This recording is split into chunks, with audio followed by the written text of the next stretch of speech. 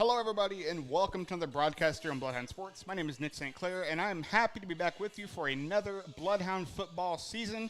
Tonight, we are here in Burlington, Iowa, to take on the Burlington Grayhounds. We're going to have the Penn City Current pregame show. Huge thank you again to Chuck Vandenberg of the Penn City Current, sitting down with head football coach Derek Dougherty. Talk about the season a little bit, the scrimmage at Meepo last week. Talk about last season and what's to come this season. Hope you enjoy. If you didn't see on our social media this week, this will be an audio-only broadcast with a camera pointed at the scoreboard. Burlington has a deal with the company that does the live streaming of their games. Their live stream should be live here shortly, I believe, as long as it is on YouTube. No one is able to tell me that information, but I believe that is how it's going to be. If you look for a Burlington live stream, it should come up there. But here is this week's Penn City Current pregame show. Thank you again to Chuck and Derek for your time, and enjoy. Okay, so we're here with the first Penn City Current pregame with head coach Derek Dougherty, the 2023 version of the Bloodhounds. And let's talk a little bit about the Minneapolis scrimmage and how that went. I was up there for a while. Seems like the kids were competing hard. There was some personnel that I didn't expect in places. Talk about how that went and what you saw there. Yeah, that was our first live look at who we're going to be. I mean, I always say that that's kind of our identity finder, I guess, but that's who we're going to find out who we are. And, things that stood out to me were effort, and that's what I love about our guys most is that the effort's going to be there. We also found a lot of things that we need to fix, and we play at a really high pad level right now. Our tackling needs to be shored up, and that's an emphasis on this week's practice and what we've been doing. And that's hard just because of the way that we have to practice because of numbers. It's not the good old days where you have 80 kids on the football team and you can bang, and if a kid gets banged up, then you put the next guy in. We try to be smart with our guys and save some wear and tear, so sometimes that could develop some bad habits. We needed that live look to prove to them like, hey, when we're on your butt about playing at a low pad level, there's a reason. Mm-hmm. And our guys are smart. They know it.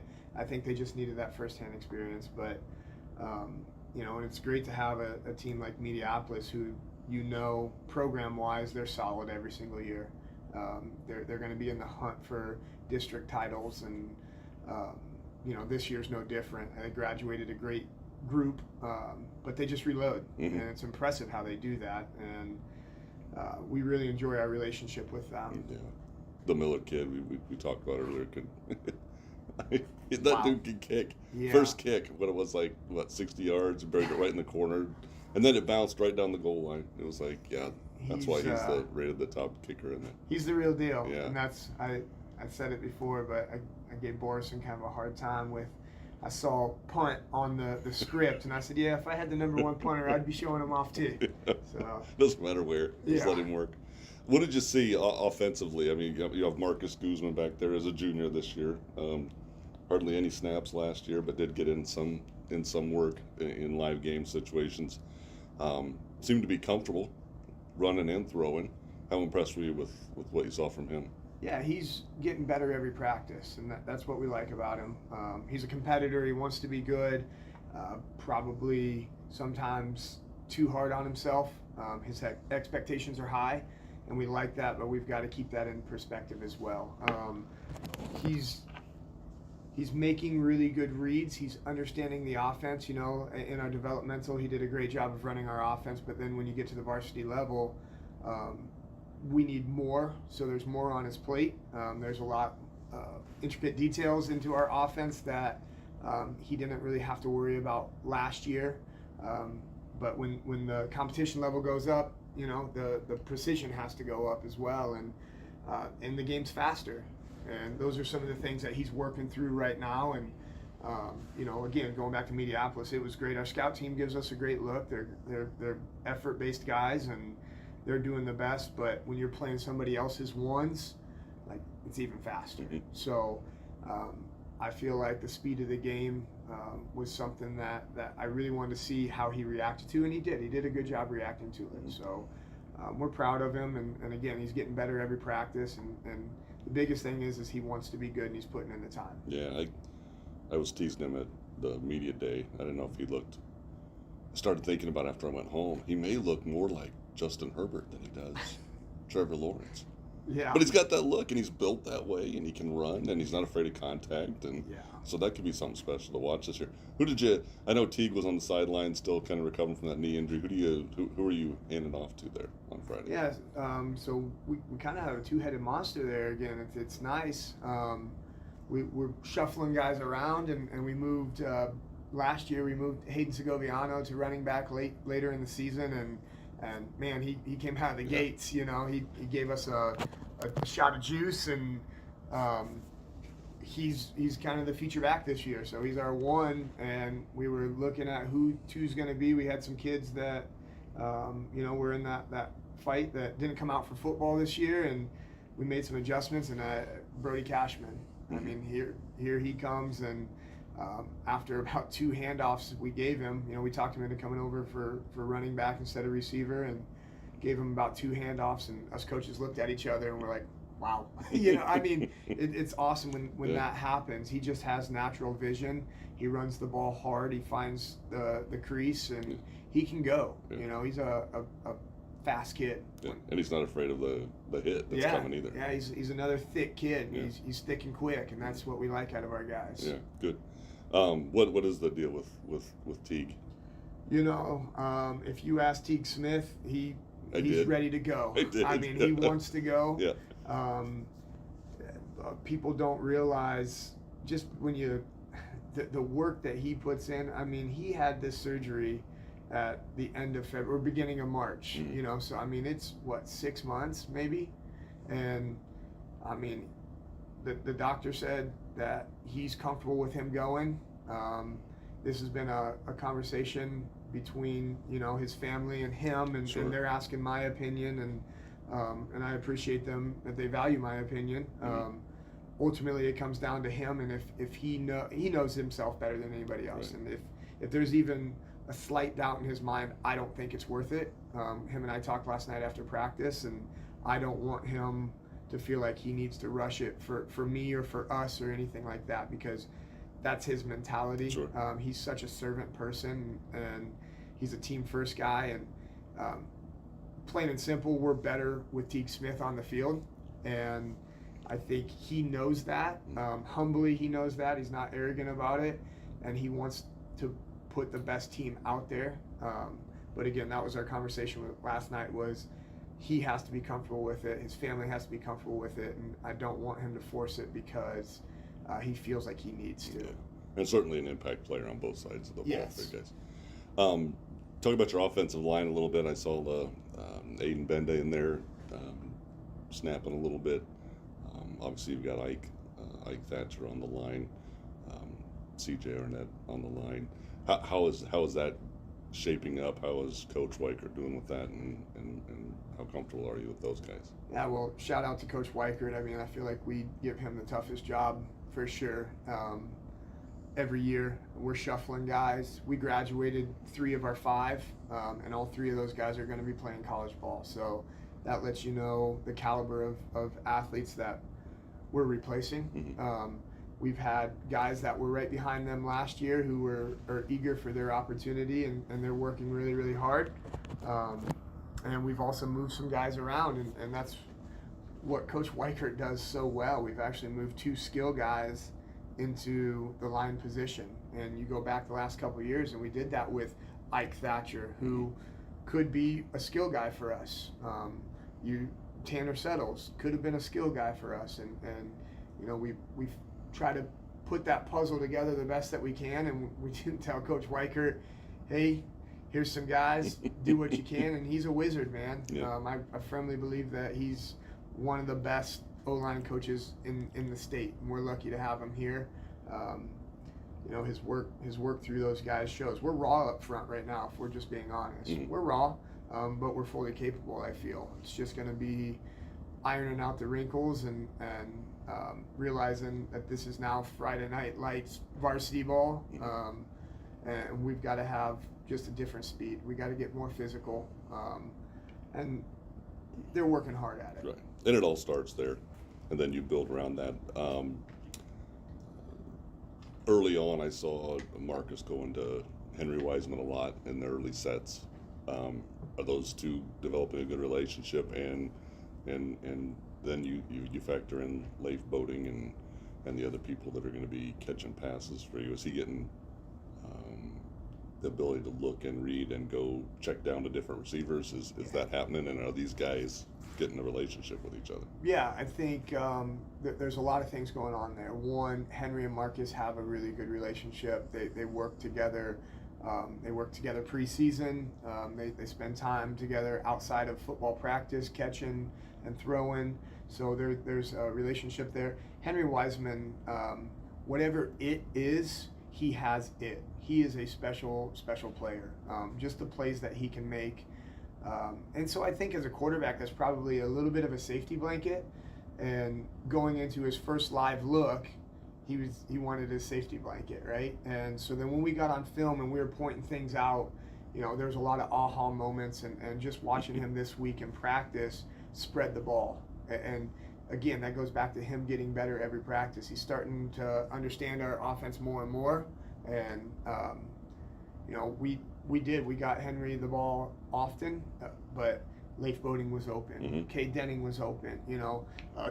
Caleb Bolander was open. And he's seeing those things. So film was big for us this week to just show him, hey, yeah, Henry's going to make us plays, and we're going to need him to make us plays, but we've got other playmakers. Right. And all four of those guys, and you add in Henry Morris and some of the other guys, Ben Ramatowski, we've got kids that can make us plays. Mm-hmm. And our skill position, we're really excited about. We feel like we can take the top off. We feel like we can score explosively, and we're going to have to. Mm-hmm. And I was impressed at how often, and this is something I didn't see in Henry, but how often he was up higher than the D-back. Yeah. On the catches. I didn't know he had some vertical in him, but he really does. He, like I said, whatever it is, he's just a special kid, yeah. And he's growing. So now he's not little Henry anymore. I mean, he's big, tall, physical, and just really developing into a awesome player. That's one of the fun things to, we're going in our 7th year as Penn City Current, and I remember Henry Wiseman as a little kid. Yeah. Just coming onto the mat wrestling, and you're like, somebody's going to break that kid in half, and then there he is competing, right out of the gate he's competing. So, and you see that in all these kids, Ike Thatcher and Teague included, just watching them grow up and become kids that are impactful in different sports. Absolutely, and it's that building in the dark. Mm-hmm. They've been, like those guys that you just said, are all everydayers in athletic enhancement, and so they've worked for it, and so maybe the it thing is his work ethic, but I think he's got a little more that was God-given or whatever you want to say, because he just does some special things that as coaches, like Tanner Settles, we talked a lot about him. Yeah. Wish that we could take the credit and say, hey man, we did this, yeah. But a lot of it's just innate things that he has in him. Yeah. Let's flip over to the defensive side a little bit. Ben Ramatowski did a really nice job in coverage Friday night. Talk a little bit about that. And did you move CJ to nose guard? Is he in the middle of that line? Yep. So okay. CJ's manning down nose right now. He had a really good summer. He went to some camps, and we've got some film, and he's getting really physical with his hands. I credit wrestling for that. Mm-hmm. He's been our heavyweight the last 2 years, and been in the wrestleback matches to go to state. I mean, he's only in his 2nd year wrestling, and both times he was in the hunt to go to state. Yep. Just kind of speaks to who he is. But he's physical. He does a great job there. I think he likes that role. I think he's a guy that likes the defense more than offense, and we've got a lot of those guys actually, which is rare. I think most kids are offensive minded, and they want the ball and they want to score touchdowns, but we'll take those defensive minded guys for sure. But Ben Ramatowski, wow, what a guy that has just continued to build in the dark and has been kind of silent, and then boom, just appears on the scene. Yeah. We've been extremely impressed by him as a coaching staff. He's gotten several shout outs from our coaching staff.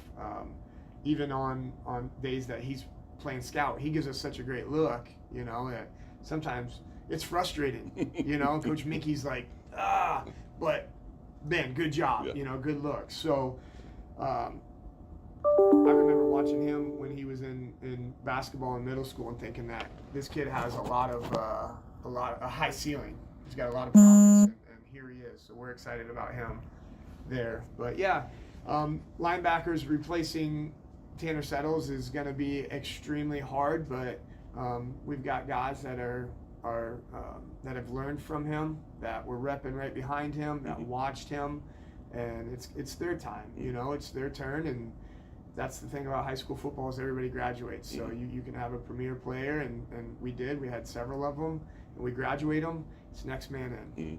So yeah. And obviously Hayden Segoviano had a great year last year, and I think you're looking for big things from him. Yeah, we've moved him around a little bit, and really stretched him, mentally. He's comfortable where he was, and he had a great season. He knows the role. He plays it really, really well. And we've challenged him and kind of moved him around, and because we've adapted some things, and he's become a very open-minded player. And that's maturity, that's growth, that's belief in us and trust in us as a coaching staff, because he hasn't always had that. And he's another guy that we believe 100% in him, and we want him to know that, because he has high expectations and he gets really frustrated. Hey man, you're going to mess up, but we still believe in you in the very next play. Yeah. And so he's shown a lot of growth in that mental area. Yeah. Well, and he's got some good supplementary people there in Brody Cashman, and I think Jamarcus Klein was playing a little linebacker. Jamarcus played really well. Yeah, really well. Another kind of silent assassin, if you will. He's a really good ball player. I don't think he knows how good he is. I think he just kind of does it, and he enjoys it. But Jamarcus Klein is one heck of a player when he really wants to be. Yeah. Brody Cashman again had a great year last year. So Tristan Marshall on the inside, Justin Maitner has been kind of all over the place for us. I mean, he's a body, 6'3", 210, 220 pounds. Not a lot of guys coming through Fort Madison are built like that, That's right. So, That's right. And then you add Marcus into it. And I know he's our quarterback, but he plays safety for us as well. Big physical kid. Yeah. Yeah. He fits the stature of somebody that can do something special too. Marcus really does. Yeah. Absolutely. I mean, he is the quarterback on paper, something that we haven't had. We've had great quarterbacks, but if you're a college coach and you're just looking on paper, you're probably just skipping over those guys. And I think that's sad if you did that, because the last couple of years we've had some really good quarterbacks, but Marcus is a guy that's going to catch your eye on paper, and I think that he could be a guy that catches your eye on the field. Well, I would be remiss if I didn't talk about your special teams, because that's always seems to come into play here almost game by game basis. Leif had a nice job place kicking last year. Henry Graham can kick. Is Oliver going to be punting for you? Talk a little bit about what's happening there. Yeah, so as always, special teams are important to us. They're a third of the game, firmly believe in that, and we take them very serious. And we've got some battles going. It's kind of nice. We've got 4 kickers right now. So like the kickoff team, they're not happy, right? Because they're having to do a lot of reps because we're getting through all 4 kickers. It's still open tryout. Wow. And that's awesome. Henry Graham, is our returner, and he's obviously the lead dog right now, if you will. But Nathan Bowen's putting it in the end zone from time to time, and Leif can boot the ball. I mean, he's a soccer guy, right? So. And we've got a freshman, Connor Horn, who that's kind of, I think, his true love right now is kicking. He's worked really hard at it. You see him during the summer. I'd leave the weight room after a session, and he had lifted earlier, and he was out there kicking. So he's taking it very serious. Nathan Bowen's doing a great job punting, and Oliver can punt as well. It's a great problem to have. Yeah. I mean, we're pretty deep at kicker. So shout out Coach Wellman. I think he does a good job of pushing guys to our program, and it's nice having those weapons. Yeah. 7 years, I've never heard we're pretty deep at kicker. Right. Isn't that wild? I wish we were deeper at some of the other positions, but and something that just came to mind. Nathan Bowen Love that dude. We needed a safety the other night in the scrimmage, and he was the first guy running out on the field. So I think he's a guy that came out for football thinking, I'm just going to kick. And, I think he kind of likes playing football. It reminds me of Xander Wellman. When Xander came out, I'm just going to kick. Yeah. Well, then that guy ended up becoming a three-way starter for us. So you just never know. Yeah, Give it a shot. Yeah, and Xander was a physical kid too. You don't see that very often in kickers. But so got to talk a little bit about Burlington. The Schissel kid, had over 1,000 yards last year. I think he took like 2 snaps last year. But the games here have always been very intense. Come down to the last offensive series in the last 2 years. Is that what we're looking forward again to this Friday night at Bracewell? I hope so. I like dogfights. I think that they're fun, especially early on. We're going to find we're going to test the mettle of who we are, right? But I think that those games, we've been on both sides of them, right? So I want to say fun, but I'll tell you what. 2 years ago, waking up Saturday morning and it was not fun. That hurt. Something that still hurts, and I know they're feeling the same thing. They had a great season last year, and it came down to the last drive pretty much, and those games are real rough. They've got a great group of kids that are back. I know they're excited about their group. Talked to Coach Krekel a lot. I love that guy. I think he's a fantastic man and a fantastic coach, and I know he's revved up, ready to go. This is his last one, so he's made it known that he's going to retire after this year. He's put a lot of time and effort into this, and he's going to want to go out, obviously. So on top, so it'll be interesting. I mean, I'm not a predictor, anyways, but I just think that it has the potential to be a really, really good game. But it's going to come down to execution. Game plans are fantastic. Jason Crooks used to always say it's our best versus their best. He just kept it really simple, and I think Coach Colin has that same mentality. Like, it's going to come down to our guys executing or our guys not executing. And I mean, that's the game of football, really, at any level. It is. They're a big group. I mean, they have a big offensive line. West Burlington scrimmaged them on Friday, and I got a little connection there, and he said they're a really big group. A big offensive line, big defensive line. Does that pose any special problems for what you guys are doing out of the gate? We did not share film. That was something that mutual respect, Coach Krekel and I said, I'm not going to send anybody to the game to scout you guys as long as you don't send anybody to ours. If you want to trade film, I'm 100% in, and he just said, nah, we're good with not. And so the competitor in me is like, okay, what are they going to show, but it is what it is. We've got to be ready for anything and everything. We know that Coach Krekel runs a really hard offense to prepare for,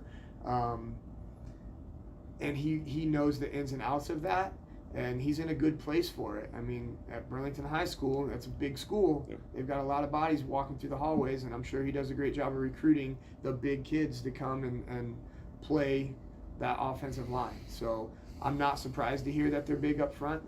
For as long as I've ever known them, they've been big up front. Mm-hmm. And they have some skill guys. So they pose problems, no doubt.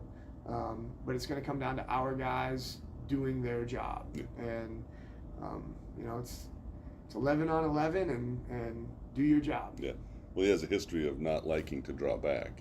He just likes to hand it and says, here it is, see if you can find him and catch him. Yeah, and it's worked for them. Yeah. I mean, they've had, obviously they graduated the Simpson kid. Mm-hmm. He was a huge piece of that offense, but they've got other guys. I mean, I know the Donald kid is a good back. You talked about this Shizzle kid. The Robinson kid, I know we saw him at some camps this summer, so he spent the time going places and trying to be better, a better player, and he was already a good player. So he's going to be geared up, ready for his senior year, and I do think that with him, they're going to try to drop back a little more, but we'll see. Mm-hmm. Time will tell. We've got to be ready for anything and everything. So your 5th year, you can look at timelines and all you want to and say you're half a decade in, which really doesn't seem like anything. What do you know different about this football community now that you've been football and wrestling your whole life. You played college football. What's different to you about Fort Madison football community? And I'm talking about the program and the community around the program. What's different about, or what do you see differently as a fifth-year head coach versus somebody that's just coming in and trying to grab the reins? I think from our guys, the buy-in, they trust the process. They understand that there is a process to this. And it's not football all the time. I'm a big proponent of multiple sport athletes. As soon as our football season's over, I want our kids to take a break, and then I want them on the wrestling mat or the basketball court. And then when the spring comes, I want them on the soccer pitch or the track or the tennis court. I mean, our center played tennis last year. How awesome is that, right? I think he was #1 seed. He was, and I'm a big fan of tennis. You talk about athletics. Yes. That's an athletic sport right there.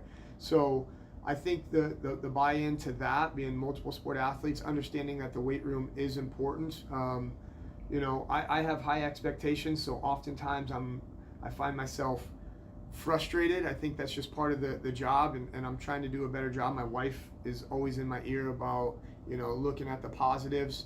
I think we're wired as coaches and people who are chasing something elite to just, oh man, it's not good enough, and I'm trying to snap myself out of that. I'm trying to be look at what we do have, and we have a great group of kids who trust the process and are doing the right things. Yeah.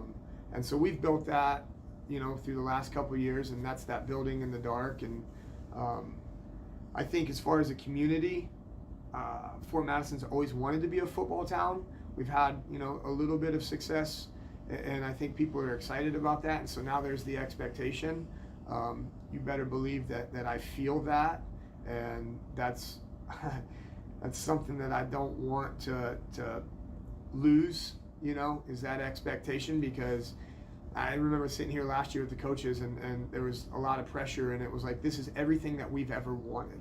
And now that we're here, it's like sometimes it's suffocating, but I'm going to take that over some of the past experiences that I've had. Now, every year is different, right? Like, we've got a brand new crop of kids, so who are we going to be? What is our record going to be? We'll find out, right? We believe in the process, and we're going to just chip away at that. Yeah. Well, in my impression of this community, as you and I sit here and look at this state participant 2022 trophy for Class 4A, you've had one season where you were 4-5. It was the only losing season you had, and that was year one. Could have easily been 6-3 that year. We should have been. Should have been. and now you've had winning seasons with 6 wins, 7 wins every year. You've been to the playoffs last year. I don't care about the COVID thing. You won your first round. You got into the regular round. You made the playoffs, as far as I'm concerned, that year, and I think that's the way people look at it. Genuinely made the playoffs last year in a really tough class, in a really tough district. And now you have the community where Baxter Sports Complex is playing the live stream of the away games every Friday night. People go out there, they can congregate and listen to the game, listen to this before the game. I think I said last year, tailgating along Pat's Alley. People doing things, and when you pull in, and I pull into the game at 6:30, there's no place to park. Yeah. These people are here, Derek. I mean, this program is growing, and people are excited about it, and you've attracted more media attention, and there's people in the press box now covering the games, there's been leaps and bounds. I hear we've got maybe some new tech out there on the field this year that people can maybe anticipate some good things, some fun things. Yeah. I don't know if you want to talk about that or not, but sure. We've got a whole new lighting system out there that Michael Moorfeld was part of. I think that's from Musco. Yeah. Yeah. Talk about what happened there. Yeah. Well, I mean, ironically, what you were just talking about, I left here last night after practice and locking everything up and cruising down, and I was really thinking about it. I mean, I get really reflective during the season when things get close, and I love this place. I really do. I love the people of Fort Madison. I love the town. I love everything that we have. My whole goal has always been, whether through its education, football, wrestling, anything that I can be a part of and help out with, I want us to be relevant. And I think that sports give your town really good stage to get your presence known. And so that's always kind of been my major goal, I guess, is to give back to a place that I love and that's given me a lot. I mean, Fort Madison really made me who I am. I firmly believe that, and the people of this place. And so when you start having those people believe in you and give back, it's an awesome feeling. There's a lot of pressure, and again, I'm not afraid of pressure. I like pressure. I'm a competitor at heart, so I don't shy away from competition or hardships or anything like that. Michael Morfeld stepping up and helping us out with these lights. The school district paying for the lights. Michael going above and beyond and making it so we're going to have an awesome entrance. Which, as a football coach, it's awesome. Yeah. I care about football, and so that's always been my thing with like the big inflatable helmet. Tara Johnson, that was her idea, and people love that, right? And my thing is always, hey, as long as it doesn't make me get away from what I have to do, because at the end of the day, I'm a football coach, right? But it just builds the atmosphere. I think Jeff Lamb has done a fantastic job of creating a culture and atmosphere at our games and in our school, and it's really cool watching everything that's developed in the last couple of years, and it's been a lot of people making that happen. So. Jeff has certainly been the right guy for the job. Oh, 100%. All right, well, let's pack the east side of Bracewell Stadium with some black and gold. I was really impressed at the number of people that were at the Minneapolis scrimmage. Yeah, we traveled. There was a lot of people there. It really goes back to what I was just talking about. Like our community is they're fantastic. Yeah. I mean, I have business owners reaching out and asking how they can help us out and wanting to sit down and have lunch, and God, it's humbling. Yeah. And it's fantastic, and it's very much appreciated. But that's the community that you're part of building. I love these guys. Good. All right, 7:30 Friday. 7:30. Bracewell Stadium. Thanks for your time. Yeah, roll Hounds. Yeah. Alrighty, we are back. Thank you again, Chuck with Penn City Current and Derek Dougherty, head football coach, for sitting down this week for this week's edition of the Penn City Current pregame show. We are just about ready for kickoff. Once again, unfortunately, there is no video to this stream. However, if you go to our Facebook page, there is a link to go watch the game through Huddle. I thought it was going to be through YouTube, but I was wrong. It's on their school Huddle page. I believe it's free. It's not live yet, last I checked, but hopefully it'll be live here in a few minutes. As you heard Chuck say, 7:30. As you know, it moved up to 7 o'clock, so we're getting ready to start here soon. Moved up due to the heat. Try to get some more water breaks in there and more time for that and whatnot. And because it is, 86 degrees, feels like 100. And I think about 26 hours from now it'll be in the low 60s, upper 50s. So you got to love the Midwest. But we're going to kick to our sponsors real quick. We'll be right back here on Bloodhound Sports.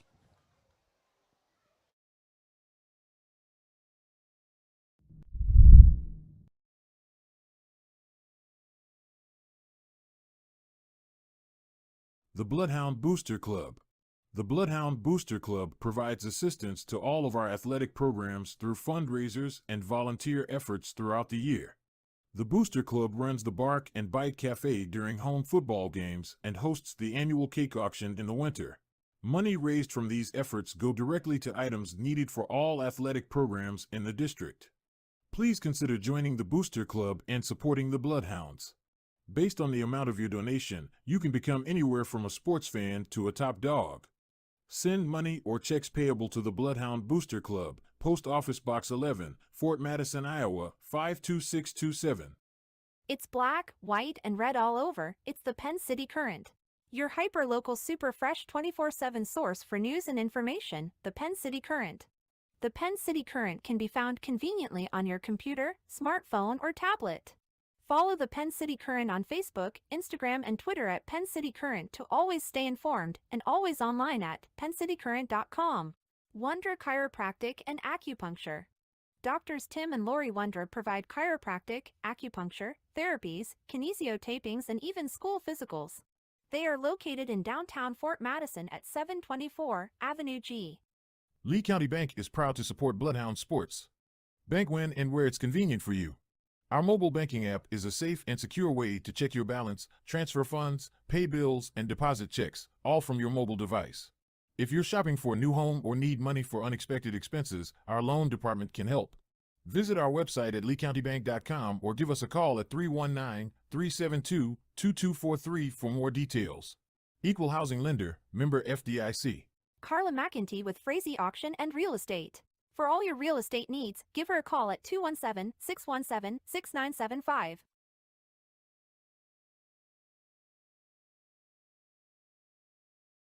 The Bloodhound Booster Club.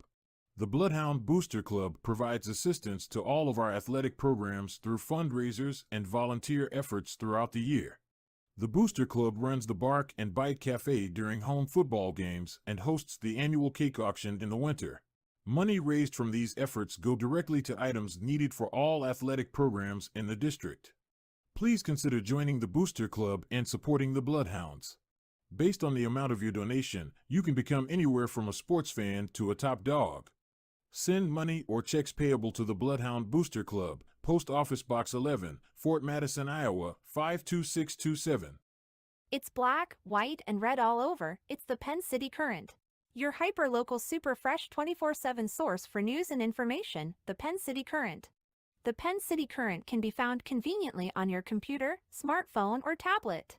Follow the Penn City Current on Facebook, Instagram, and Twitter at Penn City Current to always stay informed, and always online at PennCityCurrent.com. Wondra Chiropractic and Acupuncture. Doctors Tim and Lori Wondra provide chiropractic, acupuncture, therapies, kinesiotapings, and even school physicals. They are located in downtown Fort Madison at 724 Avenue G. Lee County Bank is proud to support Bloodhound sports. Bank when and where it's convenient for you. Our mobile banking app is a safe and secure way to check your balance, transfer funds, pay bills, and deposit checks, all from your mobile device.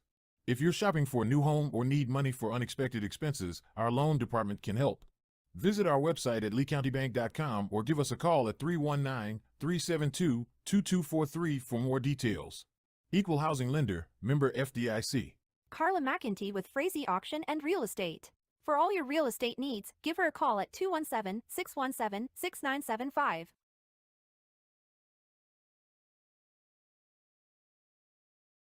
The Bloodhound Booster Club.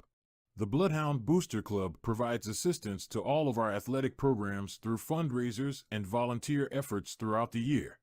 The Booster Club runs the Bark and Bite Cafe during home football games and hosts the annual cake auction in the winter. Money raised from these efforts go directly to items needed for all athletic programs in the district. Please consider joining the Booster Club and supporting the Bloodhounds. Based on the amount of your donation, you can become anywhere from a sports fan to a top dog. Send money or checks payable to the Bloodhound Booster Club, Post Office Box 11, Fort Madison, Iowa, 52627. It's black, white, and red all over. It's the Penn City Current. Your hyper-local super fresh 24/7 source for news and information, the Penn City Current. The Penn City Current can be found conveniently on your computer, smartphone, or tablet. Follow the Penn City Current on Facebook, Instagram, and Twitter at Penn City Current to always stay informed, and always online at PennCityCurrent.com. Wondra Chiropractic and Acupuncture. Doctors Tim and Lori Wondra provide chiropractic, acupuncture, therapies, kinesiotapings, and even school physicals. They are located in downtown Fort Madison at 724 Avenue G. Lee County Bank is proud to support Bloodhound sports. Bank when and where it's convenient for you. Our mobile banking app is a safe and secure way to check your balance, transfer funds, pay bills, and deposit checks, all from your mobile device. If you're shopping for a new home or need money for unexpected expenses, our loan department can help. Visit our website at leecountybank.com or give us a call at 319-372-2243 for more details. Equal Housing Lender, member FDIC. Carla McEntee with Frazee Auction and Real Estate. For all your real estate needs, give her a call at 217-617-6975.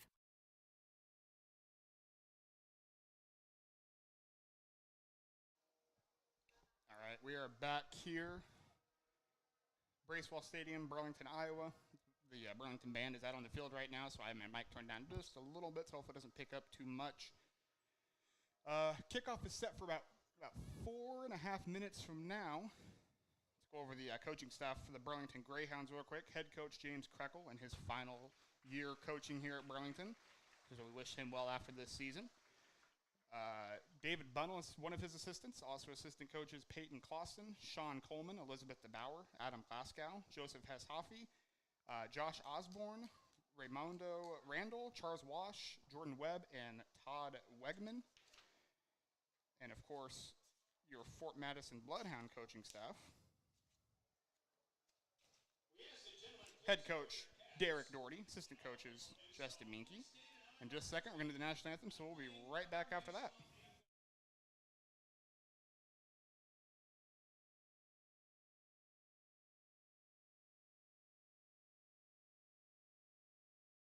The Bloodhound Booster Club.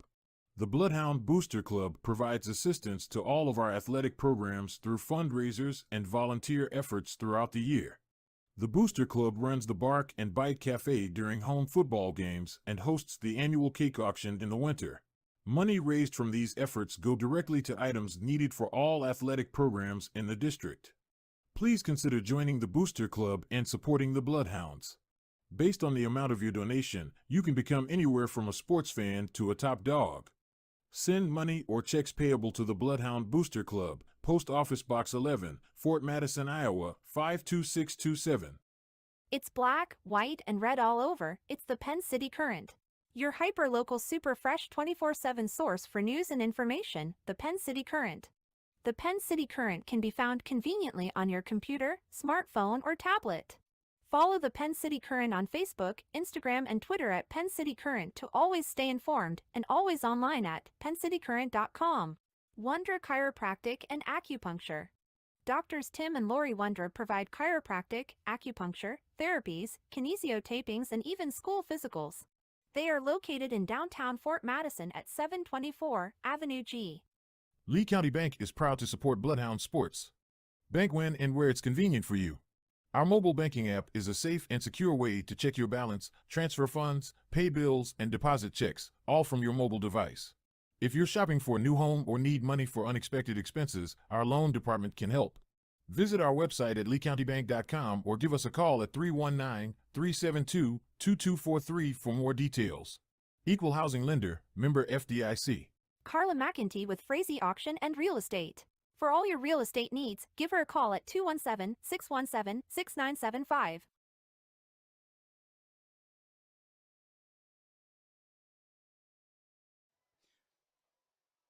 Okay, we are back.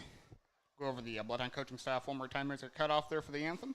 Again, head coach Derek Dougherty, assistant coaches Justin Minke, Jason Crooks, Josh Weichert, Logan Doty, Patrick Lamb, Ryan Smith, Christian Boyer, Travis Colin, Andrew Cartwright, Chuck Banks, Keith Helling, and Wayne McLaren. Very excited for kickoff here. Again, if you missed it, this is a audio-only broadcast. I have put the link to where the video broadcast for the game should be in the description of the live stream. I had communication with the Burlington AD on Monday, and he said that I was allowed to do an audio broadcast, not video, because they have a company that handles their video live streaming, and they are the only ones allowed to do that. I was allowed to put a video on the scoreboard, he says, but I forgot their scoreboard does replay. But he said it was okay, so I'm guessing it's okay. Let me switch to that scene now before I forget any longer.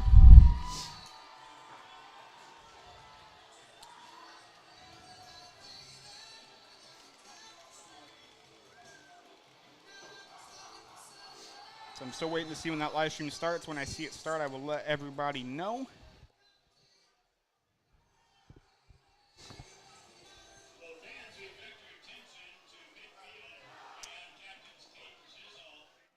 Bloodhounds are sending their 4 captains out. Looks like we got number 11, Hayden Segoviano out there.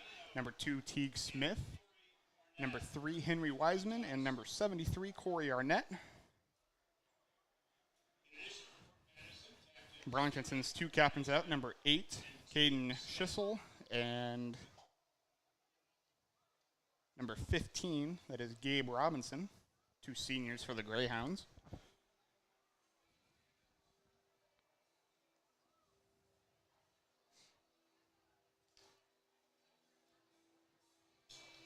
Going to be an audio broadcast. I will do my best to notice everything.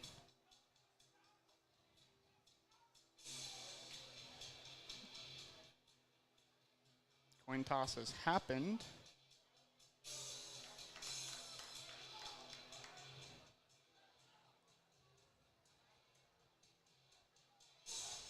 So let's see. It looks like Burlington has won the toss. They will receive the ball first.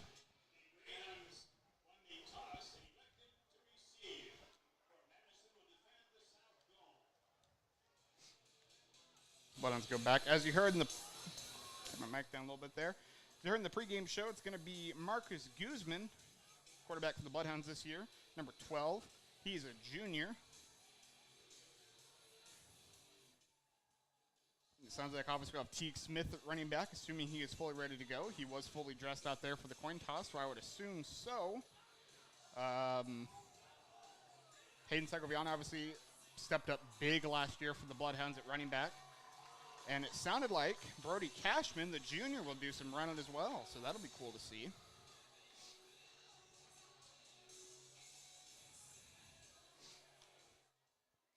So we are just about to kick off.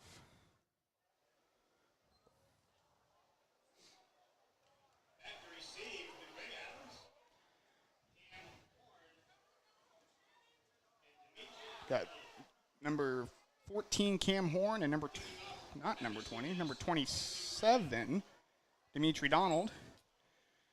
Kicking for the Bloodhounds is, it's like number 8, Henry Morris.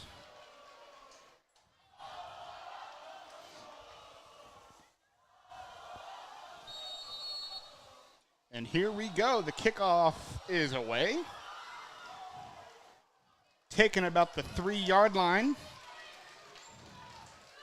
And he is tackled by a pack of dogs there. That was 27, Dimitri Donald on the return there.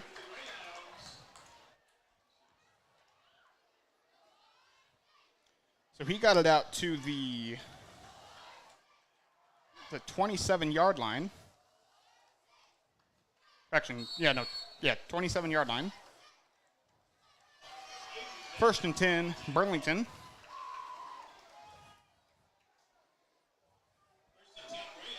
See Ike Thatcher out there, the defensive line. Got Henry Wiseman out there. It's a handoff for the first play. And he's going to have about 7 yards or so.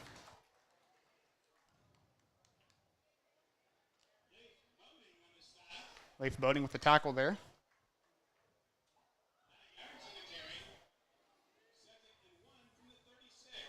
So you get to see the replays on the scoreboard as best as it picks it up there.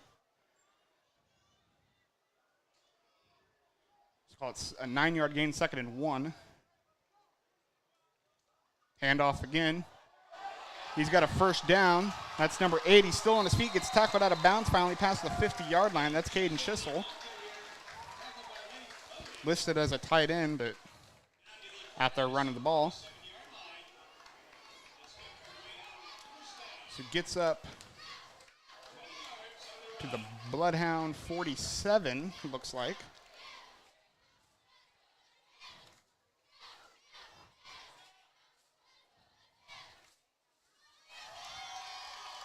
So 1st and 10 on the 47-yard line for Burlington. Quarterback sneak up the middle. Gets a couple of yards.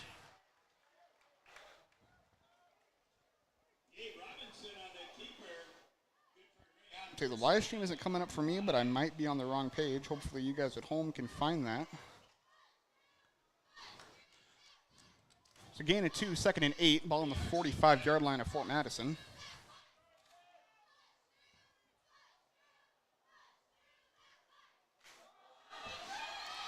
It's a handoff to 27. We got another first down there. Caleb Bolander on the tackle, they say. 14 yards, they call it. Ball up to the 32.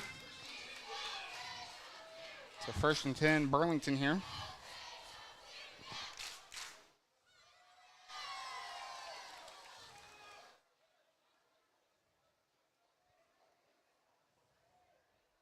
So Gabe Robinson, the quarterback, number 15. He hands off again to Schissel, and he's up past the 20. the 10, the 5, and finally tackled down inside the 5 at about the 3 or 4 yard line. Henry Wiseman there on the tackle. Leif Boating also in on the tackle.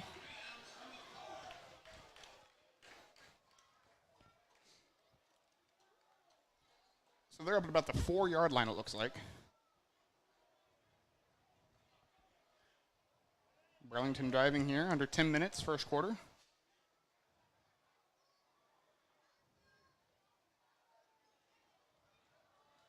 Handoff to Schissel again, and he stopped, I think, shy of the line of scrimmage. Yep, they move it back a couple yards. It'll be second and goal from the 6, I believe.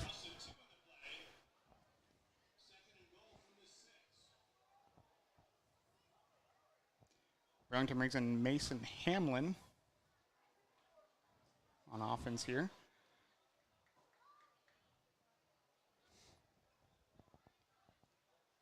Handoff to the left side. Schissel again loses, maybe got back to the line of scrimmage. Nope, think another loss of a yard. Tackled by Teague Smith out there. So we are third and goal from the 7.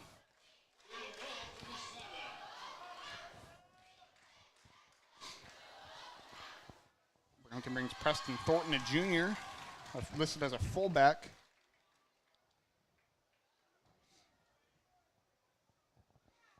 .13 on the play clock. Greyhounds at the line. Robinson hands off to left side again. It's Schissel, and he's going to be tackled at the 1 yard line. Can't get any closer than what Schissel was there to the end zone.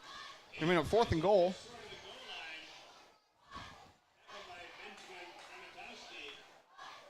Looks like the game is now live on Huddle.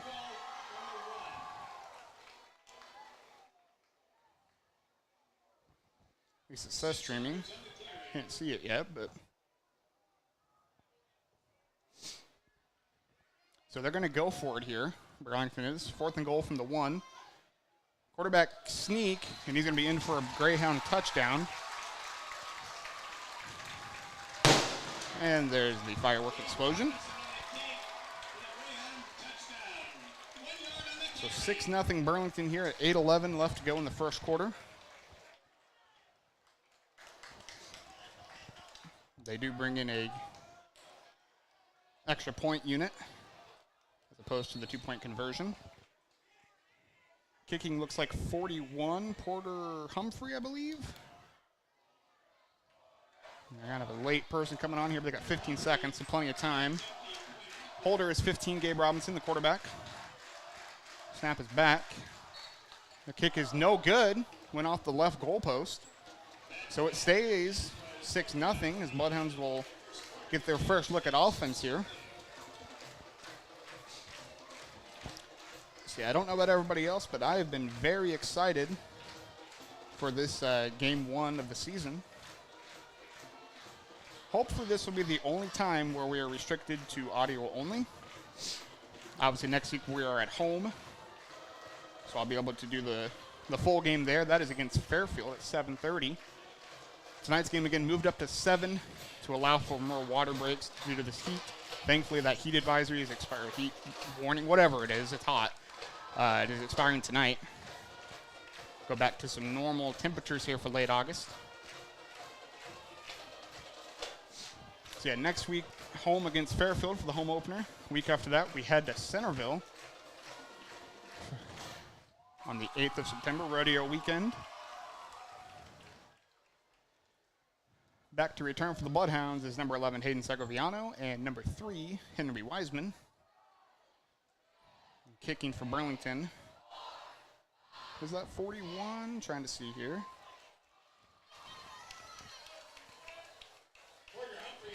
Yep, Porter Humphrey. He did the extra point as well, doing the kickoffs.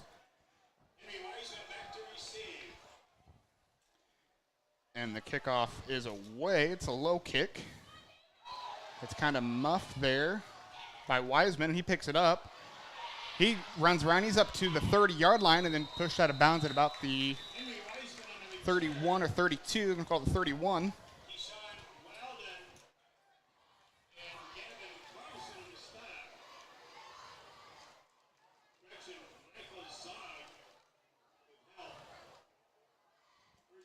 Okay, unless you got to be logged into Huddle in order to watch, I don't know, but it is his live stream scheduled to begin 11 minutes ago. So hopefully that gets going soon. If you're already watching it, awesome. I can't get it to come up, but. So the Bloodhounds have number 12, Marcus Guzman at quarterback. Got Hayden Segoviano beside him. Receivers I will try to get as soon as possible. Looks like Henry Wiseman on the left side. Quick pass to the right side. That is caught. Correction, Wiseman's on the right side, and he caught the ball. Picks up a few yards. About 5 or 6. Looks like 6 yards, 2nd and 4. Ball's at the 37-yard line. So I guess you'll be able to see every play after it happens, as well as this camera picks it up on the scoreboard. Quarterback keeper by Guzman. And he's got enough for a first down and then some. He gets up to the 44.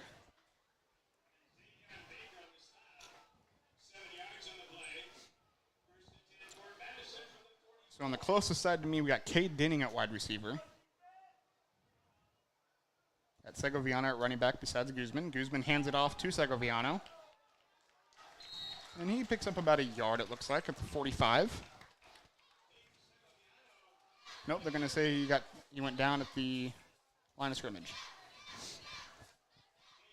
Got Leif Loading out there, number 10 at receiver. Segoviano goes out wide. We've got Caleb Bolander, a junior, lining up at receiver. Henry Wiseman's on the left side of the field. So Tripp's on the left side. 2 receivers on the right, counting running back Segoviano. Guzman back there alone. Motions Segoviano back in, gives it to him.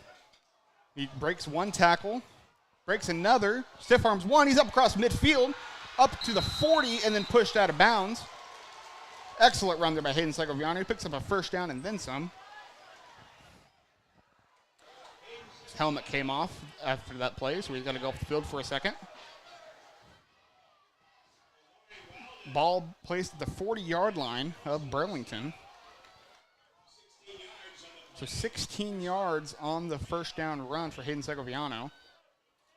So we've got 25, Brody Cashman out there at running back now. We've got Wiseman, Bolander, and Cade Denning at receiver. I believe that's Boating on the top side of the field. There's a handoff to Cashman. He gets a couple yards there.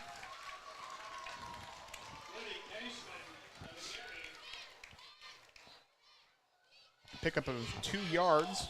So 2nd and 8 at the 42-yard line. I'm sorry, 38-yard line rather. 2nd and 8 from the 38. Brody Cashman still in there at running back. Trips to the right side. We've got Cade Denning on the left side by himself. Boating, Wiseman, and Bolander on the right side of the field. They send Cashman out there as a receiver. Takes a snap, right side, Guzman completes a pass to Wiseman, and he's up near the first down.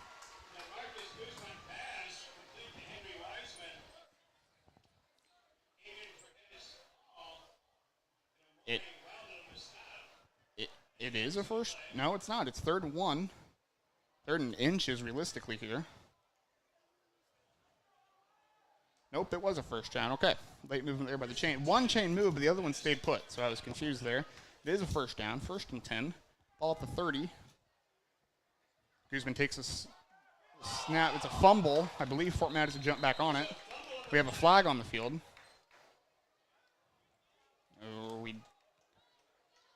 Maybe it fell out of his pocket. Okay, it fell out of his pocket.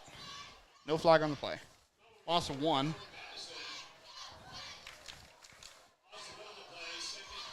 Second and 11. Ball's on the 31-yard line. There's the snap. Running around back there. He passes, completed. Bolander with the reception there.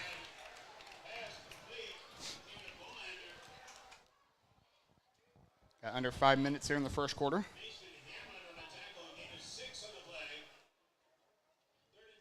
So 3rd and 5 after the 6-yard catch and run. Cashman's still out there. Got Denning on the left side of the field. Got Boding, Wiseman, and Bolander on the right side. Guzman takes the snap. He's running around back there. Throws it the right side. Incomplete at about the 2. So that's going to bring up 4th down.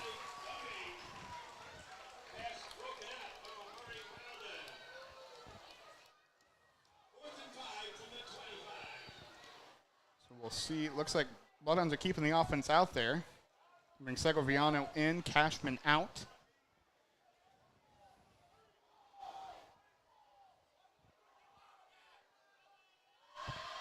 Guzman takes a snap.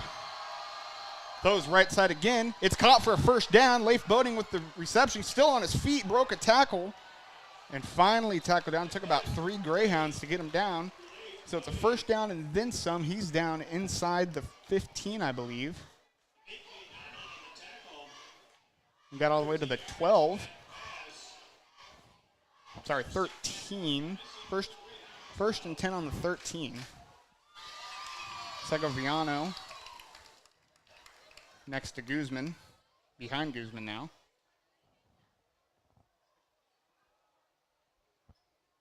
Guzman takes that, pitches out right side to Segoviano. He runs up, and he's going to have close to a first down again.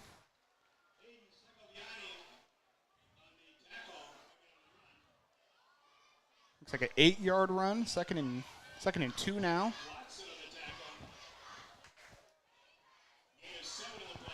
Gain of 7, 2nd and 3. Trips on the left side, 1 on the right. That's Boding on the right side of the field. Got Denning, Wiseman, and Bolander. Pass to Wiseman, and he's got a Bloodhound touchdown. Never mind, they're going to mark him down at the 1.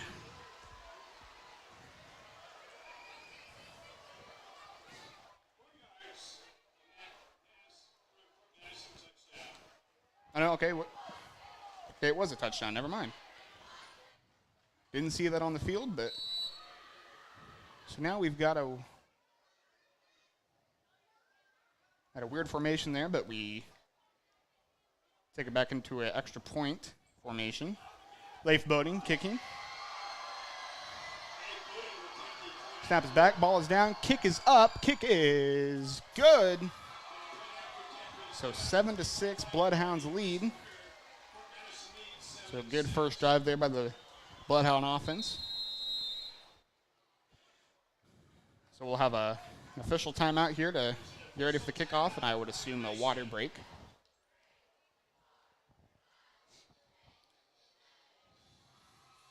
So once again tonight here in Burlington, next week, home versus Fairfield for the home opener. 7:30 kickoff as of now.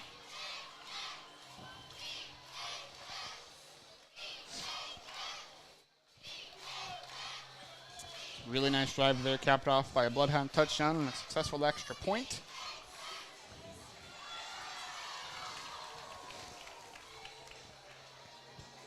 Hopefully that live stream is up on Huddle. I wonder, you must have to be logged in, because surely it would be up by now, right?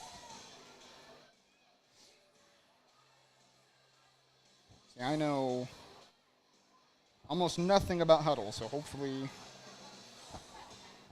everybody at home is smarter than I am, which isn't too hard to be.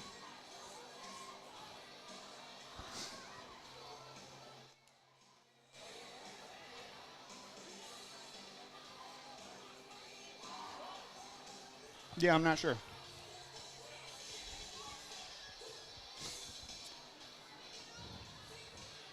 So it is definitely still a hot one, but I am looking forward to it cooling down.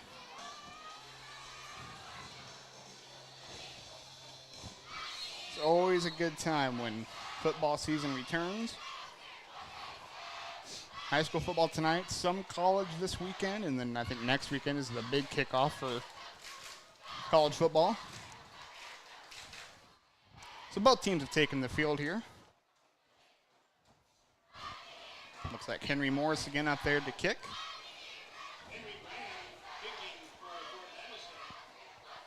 Henry Graham. Yeah, Henry Graham out there to kick.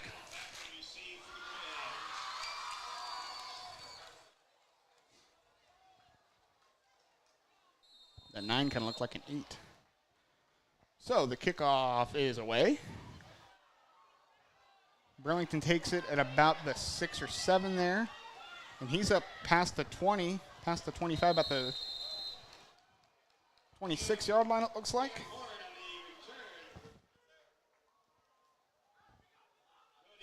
Called the 27. Brody Cashman was in there on the tackle.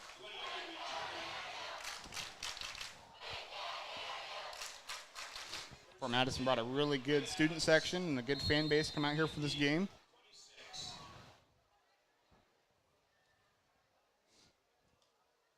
So let's see what the Greyhound offense does on this drive.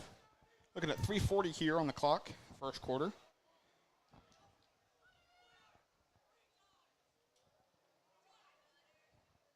Send Carlson in motion.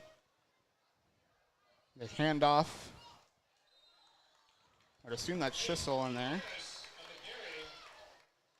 Correction, no, that was... Okay, I think that was Buxton Carlson there on the run. He got up to inside the 30 at about the 31-yard line. So 2nd and 6 after the 4-yard run. Scoreboard says 2nd and 5. It looks more like 2nd and 6 to me. There's a handoff. Truck over a Bloodhound defender. That was Rafe Butheris, a senior fullback, on the first down run. So first down at the 40-yard line.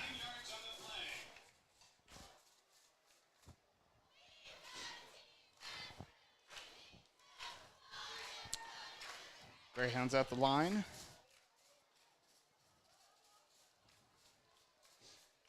Robinson hands off to the fullback again, number 33.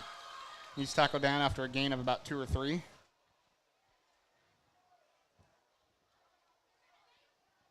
Butheris again. Teague Smith on the tackle. It's a gain of 3, 2nd and 7 at the 43-yard line.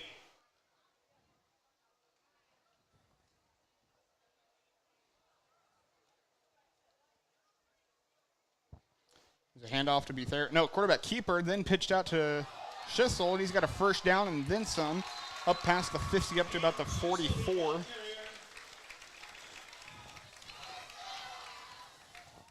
Burlington checks in number 42, Zoriel Garrett, a senior. As well as number 13, Darius Sheely, running back, junior.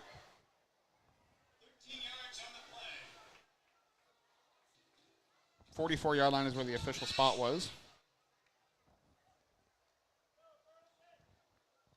Robinson kept it, still on his feet, and finally tackled down for a gain of about 6. Sorry, that was Butheris. Okay, he handed off to the fullback. I thought he kept it. Yeah, 15 and 45. So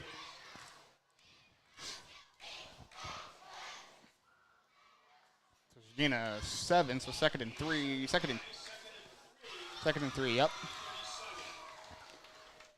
Burlington brings number 10, Buxton Carlson.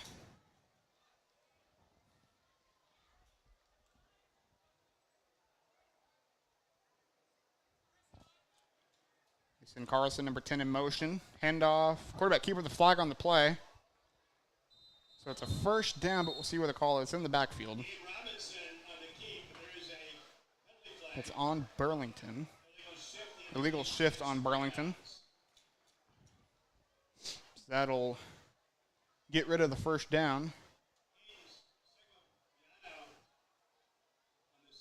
Back them up 5 yards.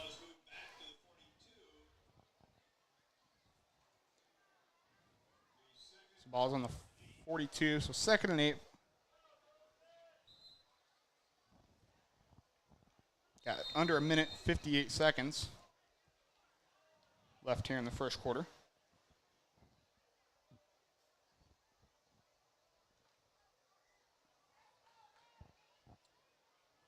Burlington ready, Fort Madison ready. Burlington quarterback keeper by Robinson there. He picks up a good chunk of yardage. So he got back to about where the spot was before the flag. Jamarcus Klein with the tackle.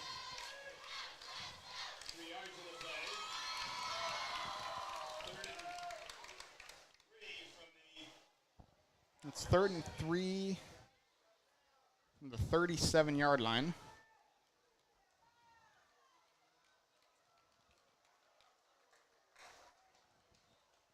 And there is end of quarter break. So we will be right back here in Bloodhound Sports. Fort Madison leads Burlington 7-6 here after one.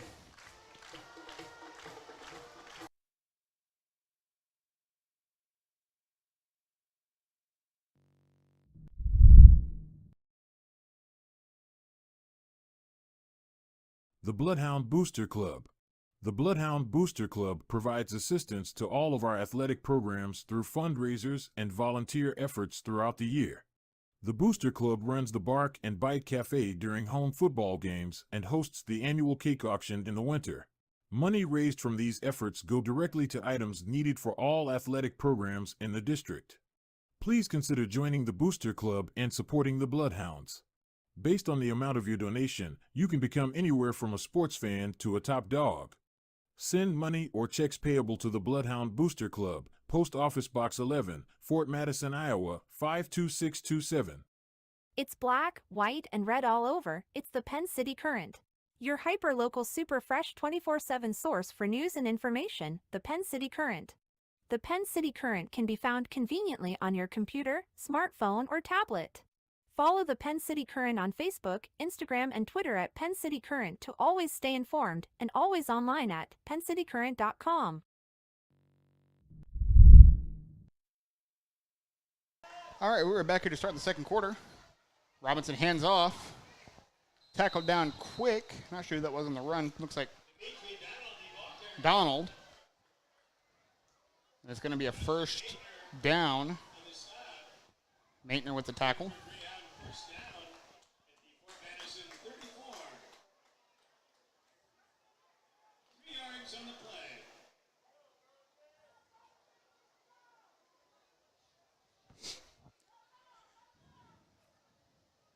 Ball's on the 36, handoff. Donald again, there's a flag on the play. Another flag comes down. And 27, Donald still on his feet, tackled down inside the 10. Helmet came off. But multiple flags, let's see what these are about. Billington made a nice tackle and his helmet popped off.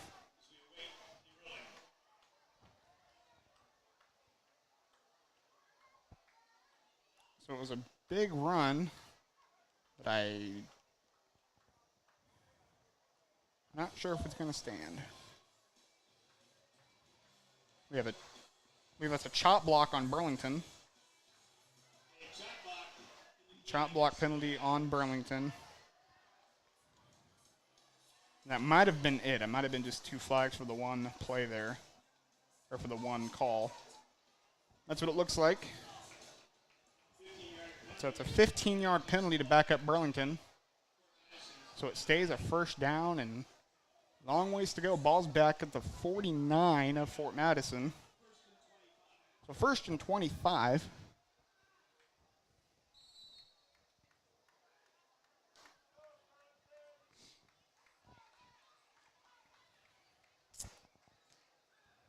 So thank you, Burlington, for the chop block, because they would have been inside the 20 had that play stood. So Burlington has no receivers out wide. The handoff to Schissel, and he gets about 8 yards.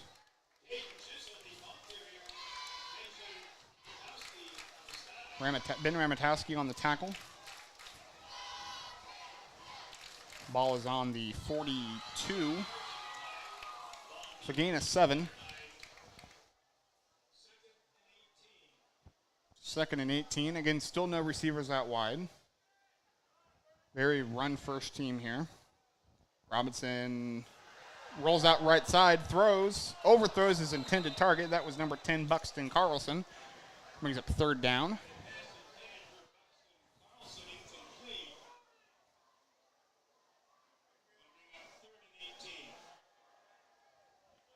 I'm getting reports that Huddle is not working for anybody, so I'm not sure if they just don't have it up or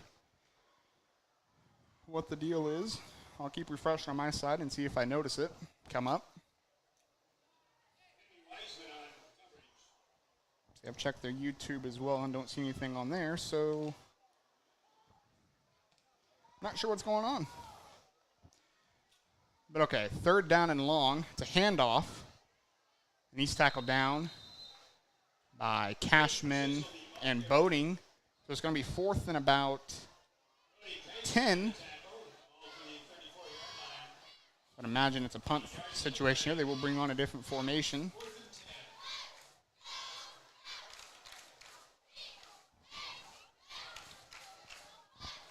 They've got number 14, Cam Horn, out there to punt, and Fort Madison has,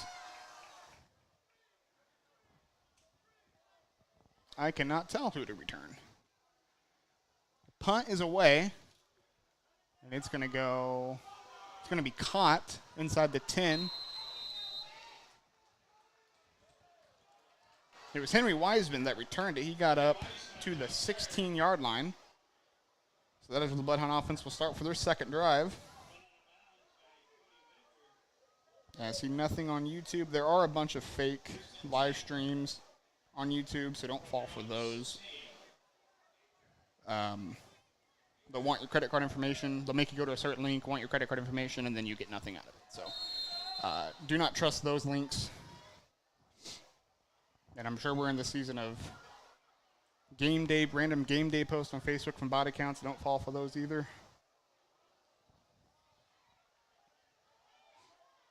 All right. Fort Madison, Marcus Guzman's out there. Segoviano's beside him at running back. There's a flag on the field. Guzman's dropped back. He got sacked. So he's inside at about the 5 there. Let's see what the flag, I imagine it's on Fort Madison.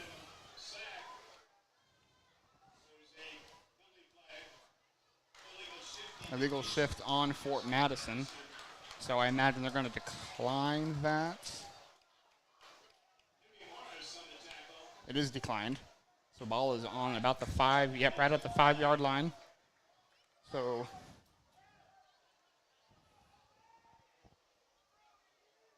second down and long to go here. Second and 19.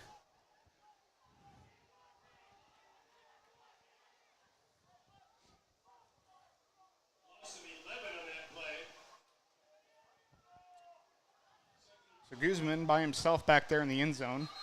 And we have another flag on the play. Play stops immediately. And then encroachment by the defense.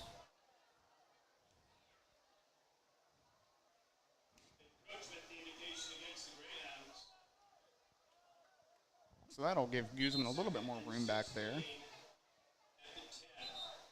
So ball goes, it's a 5-yard penalty. So Bloodhounds will run all 4 receivers on the left side. Correction. Boating's on the right side. They have the running back, Segoviano, out there wide. And 3 receivers next to him. It's a quarterback keeper for Guzman. He picks up about a yard.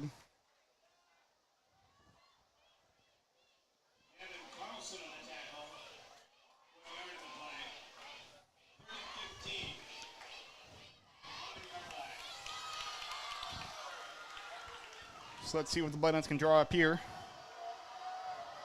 Segoviano back in as a running back. They got trips on the left side, one on the right. That's Boating on the right side. Guzman takes a snap. Passes deep down the middle. He's got Boating intercepted at about right at midfield. So throws to the Burlington number 10. That's Buxton Carlson. Well, sucks that it's an interception, but hey, got it down to the 50, so that's almost like a punt right there had it been 4th down.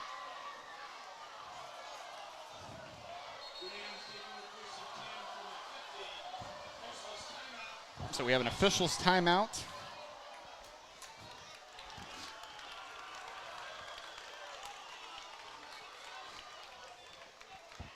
Again, if you're just tuning in, we are not allowed to do a video stream because Burlington had a company doing their live stream with video.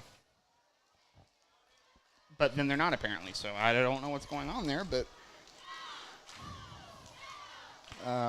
yeah, so it looks like it's not live. Don't know what's going on with that.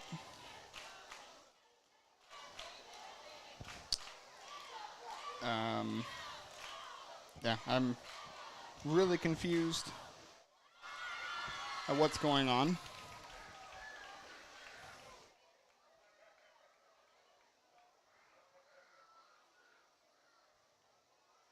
Okay, nobody's commenting on their original post saying it's not working. So again, I don't know what's going on with that, but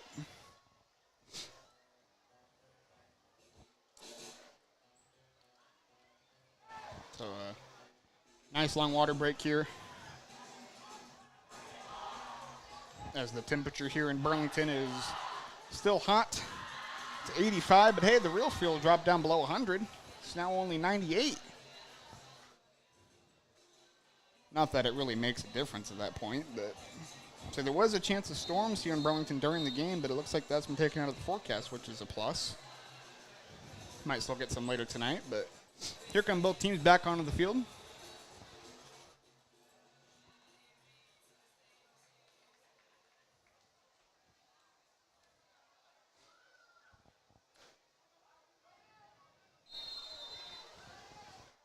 So third drive here for Burlington.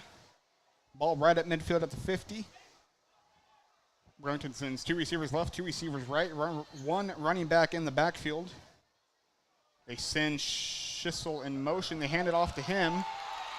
Correction, that's not Schissel, that's number 9. He gets over one defender, and he's still on his feet, but they're saying he stepped out of bounds at about the 35. That was Keyshawn Wilden, a sophomore. Leif Boating shoved him out of bounds at about the 35. I'm glad Boating got that, because he was still on his feet well inside the 30.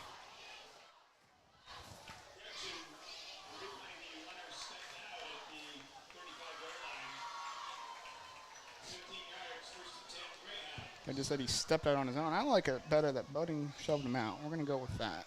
Two receivers on the left, two receivers on the right, one running back in the backfield. They send the same number 9 in motion.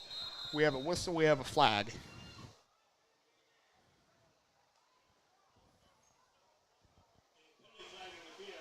False start, offense, back them up 5 yards. So it'll be 1st and 15 from the 40.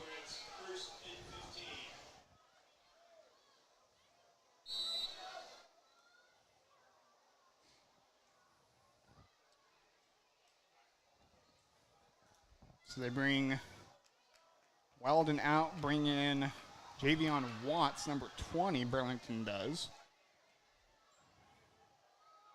They have Weldon out wide, different Weldon, Mary Weldon, number 12, on the far right side as a receiver.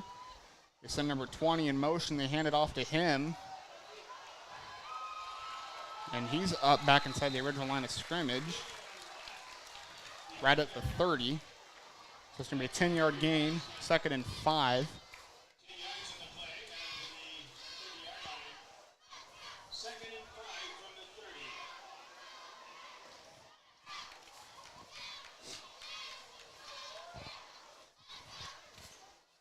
I want to thank everybody who's listening in right now here on YouTube.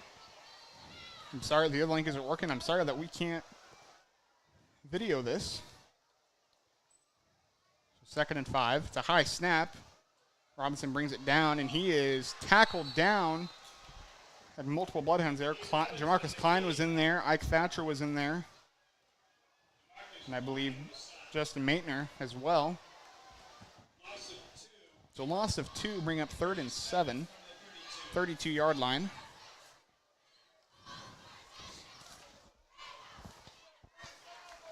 Burlington brings in Adrian Perez Hall, a sophomore, listed as a quarterback, but he's gone out wide as a receiver. That is the unfortunate thing about Bound putting rosters in, is that You can't put more than one offensive position, more than one defensive position. Handoff to number 20, and he is short of a first down, so you're going to bring up 4th and about 5. I believe Ike Thatcher was in there with the tackle. Yep. So 1 yard, 4th and 6. Ball on the 31-yard line. Let's see what Burlington does. I imagine they go for it. They bring in John Phillips, number 7, onto the field.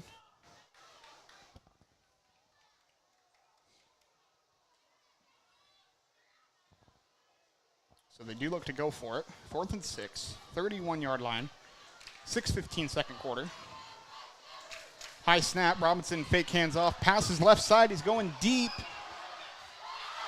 Pass deflected. That was Ben Ramatowski there, and that ball was in the end zone, so nice break up there by Ben Ramatowski for the turnover on downs. Windows update, I do not care. Please go away. Very nice play there by Ben Ramatowski. Stop the Greyhounds and give Fort Madison the ball at the 31-yard line. Very nice play, Ben Ramatowski. Number 5, the senior wide receiver and defensive back. Had the Burlington receiver covered very nicely. 6:06 here, second quarter. Bloodhounds have 2 receivers on the right, 2 on the left. Got Boating and Wiseman on the right. Guzman, pass right side. It's complete. That's Wiseman. He's tackled down. Let's see if he got back to the line of scrimmage. They're going to call him a yard short at the 30. So it'll be 2nd and 11.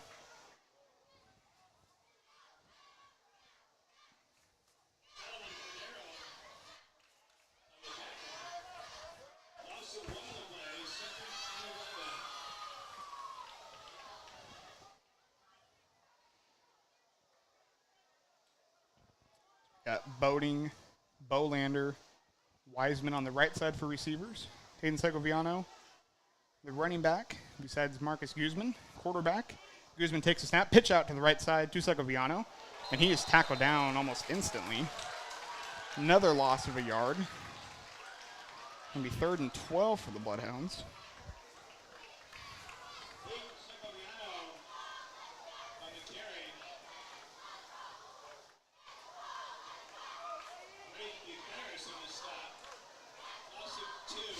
Unless you got to log in, but I imagine everybody at home has tried that. Live stream still not working on Burlington's end. Guzman takes a snap, rolls around back there, throws, pressured, throws it away. Coming up 4th down.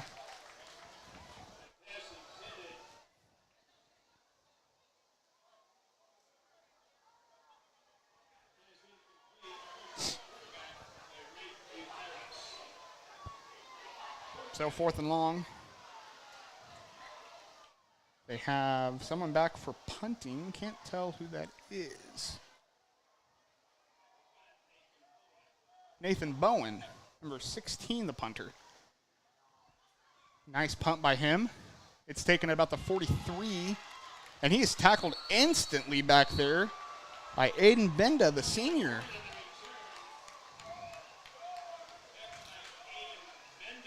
Nice tackle by him. Got him almost instantly. So the ball is going to be at about the 44-yard line.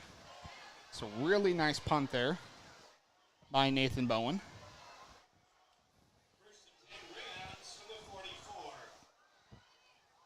So 7-6 game. Fort Madison leads. The opening drive, Burlington got a touchdown and missed the extra point. Next drive, Bloodhounds drove down, got themselves a touchdown and made the extra point.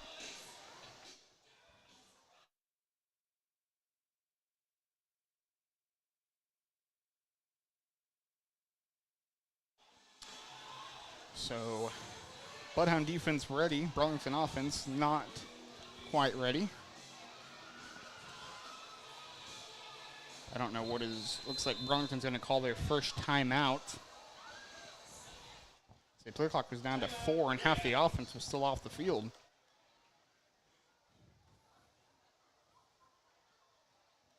So 4:38, second quarter. Not a bad time to burn a timeout. believe every timeout to this point has been an official's timeout, so that is the first team timeout taken, so it should be 3 timeouts Bloodhounds, 2 for Burlington.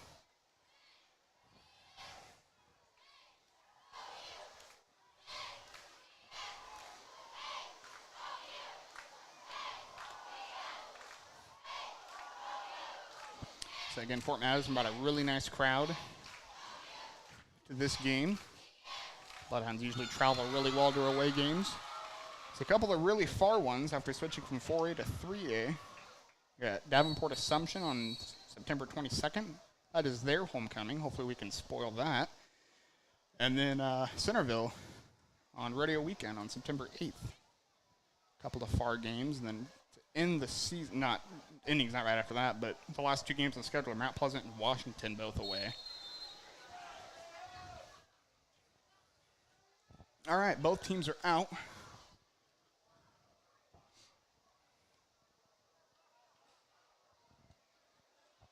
Robinson back to the quarterback for Burlington. He's got 2 receivers on the left, 2 on the right. And it's a handoff to Schissel. And he runs on the left side, and he's got a big gap, and he runs for first down and then some. Tackled down by Leif Boding. He ran up to the Fort Madison 38. Clock at 4:30 and rolling.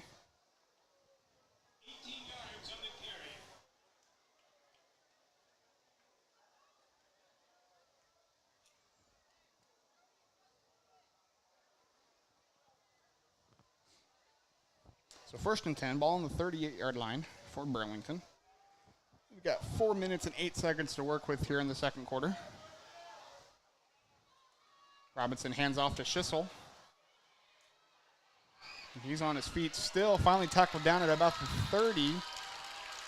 Had Bolander in there. Who else? Henry Wiseman as well. So 2nd and short. Ball is at the 29.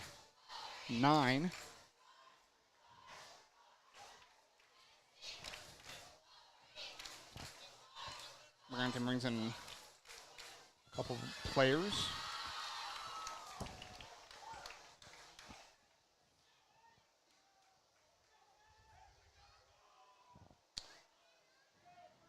Burlington ready, Fort Madison ready. Quarterback keeper by Robinson, who's got the first down. Tackled by Corey Arnett.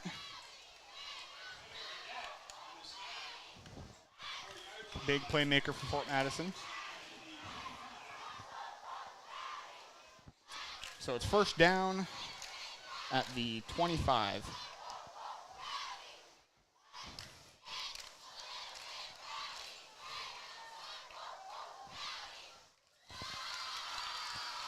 So Bronx lines up here. 1st and 10. Robinson takes a high snap, brings it down, fake handoff, throws right side over the head of the receiver and the defender there, Henry Wiseman. So 2nd and 10. Buxton Carlson, the intended target.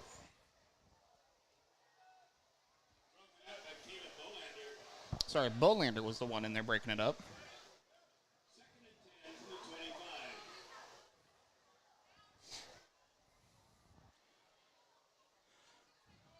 .241 here, clock stop, second quarter.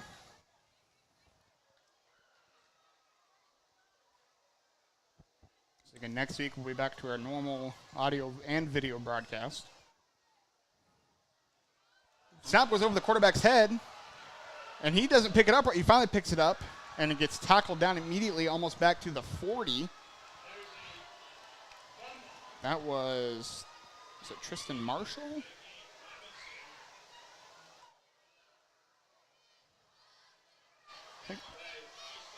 Yeah, Tristan Marshall out there with a nice tackle.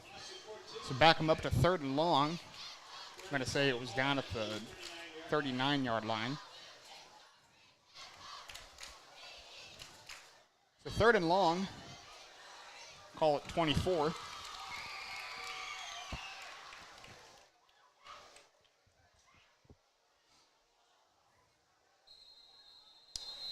We have a stoppage.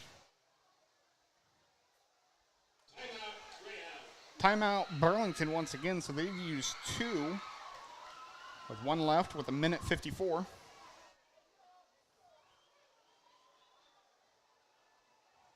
I guess hopefully they'll have that live stream going to start the second half, if at all.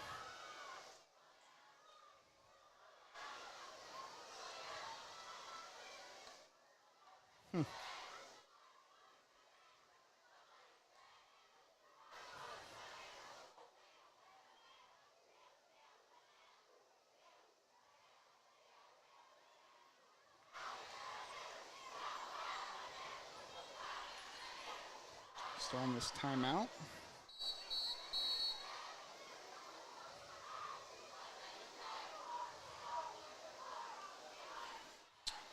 Fort Madison's back out on the field. Burlington's still waiting.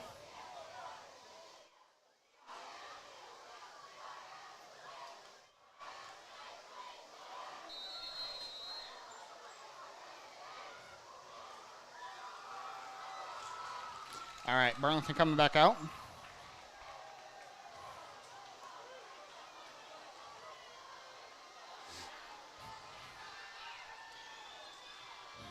Burlington down under 10 seconds here on the play clock at 6. And now Burlington burns their last timeout. Not the time they wanted to use that, but they look pretty confused out there. So 1:54 to go. They're at 3rd and long from the 39-yard line.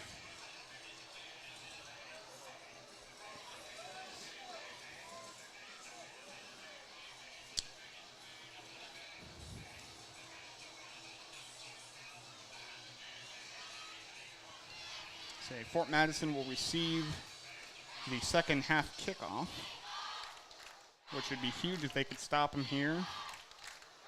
A score in the last minute 54 would be nice for Fort Madison, but if nothing else, we'll get the ball back to start this third quarter.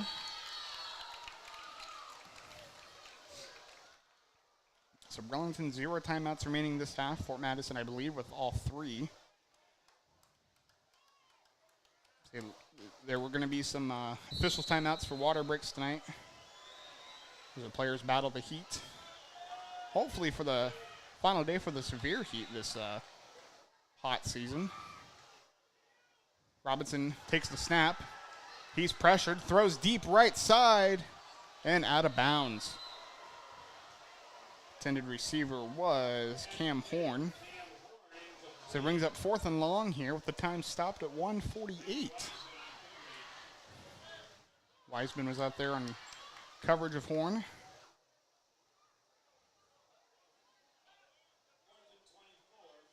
And Burlington's going to bring out the special teams unit. Fort Madison will send, I believe that's Wiseman back to return.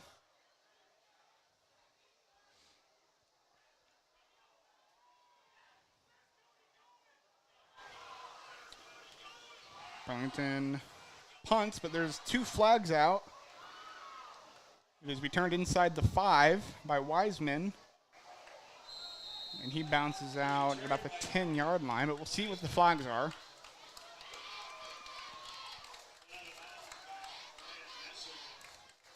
It is on Burlington. Legal shift. So I imagine they're going to back up and punt again. They will.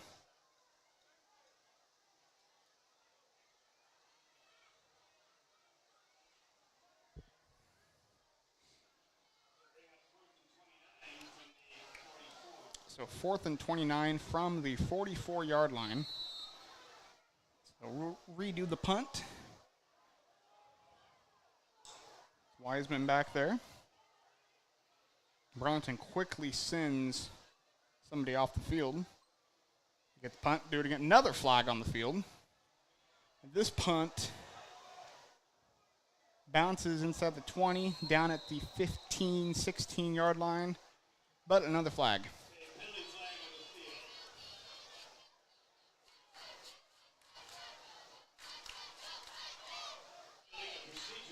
Legal procedure on Burlington.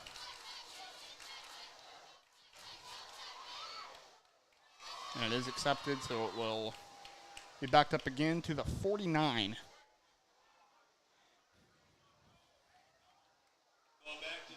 Well, one of these times, we'll resume play, but sadly some time's been taken off the clock, down to 1:31.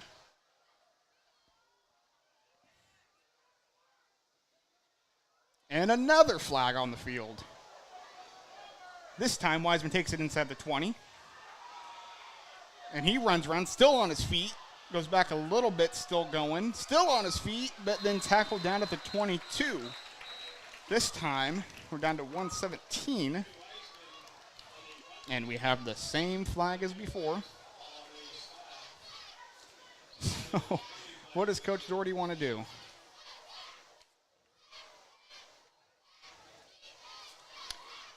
So we've had back-to-back timeouts by Burlington on this drive, and we've had back-to-back-to-back penalty flags on Burlington this drive. And it is accepted, so we will punt again on 4th and forever. We're inside the 50-yard line now. 4th and 39, if the scoreboard's right. I don't even know at this point. Looks like it. And now they're just going to go for it. No, they're not. They're going to put the punter back there. 10 on the play clock. And it's a very short punt. And it takes a nice Greyhound bounce, unfortunately. And it's going to be down at the 32. So after several punt attempts and several seconds taken off the clock, it's 1:06. And Fort Madison's offense will finally come back on the field here.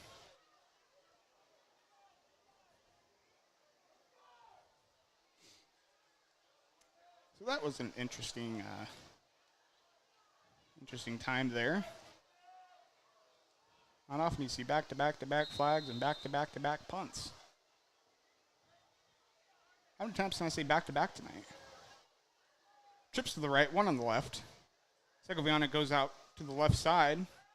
Guzman rolls around, evades some pressure, and finally completes a pass down to Bolander inside the 50 at about the 42, 43-yard line. Very nice play there. Time stops for the chain movement, but then resumes. It's down to 54 seconds. Bloodhounds, I believe, still have all 3 timeouts to work with. Got Boating and Wiseman on the right side, as well as Bolander. They send Segoviano out to the right, rather. And it's an incomplete pass just over the fingertips of Bolander there. So 38 seconds here to go in the half. 7-6 game, very well played game so far by both sides. Both defenses stepping up huge after the first 2 drives of the game.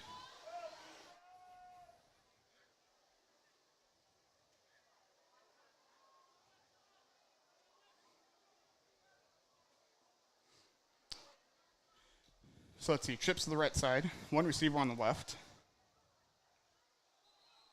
We have a whistle.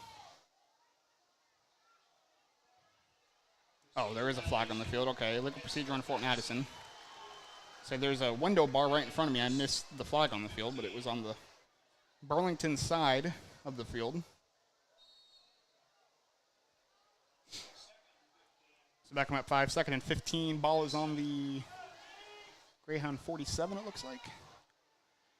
Guzman takes a snap, rolls around, evades a set, fumbles the ball. He jumps back on it. It's out again, and I think recovered by Fort Madison. Clock's still moving.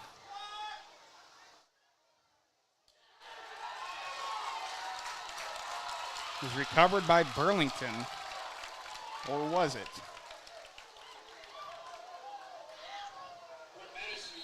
Okay, Fort Madison kept it, but clock is still moving. Clock is stopped now at 11 seconds. Segoviano's helmet came off there on that play. I had a lot of Burlington reactions here, making me think that Burlington got it, but. So 11 seconds.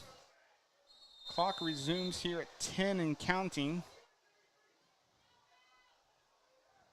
Two receivers on the left. Sorry, three receivers on the left, and they're just going to let it roll. So time expires.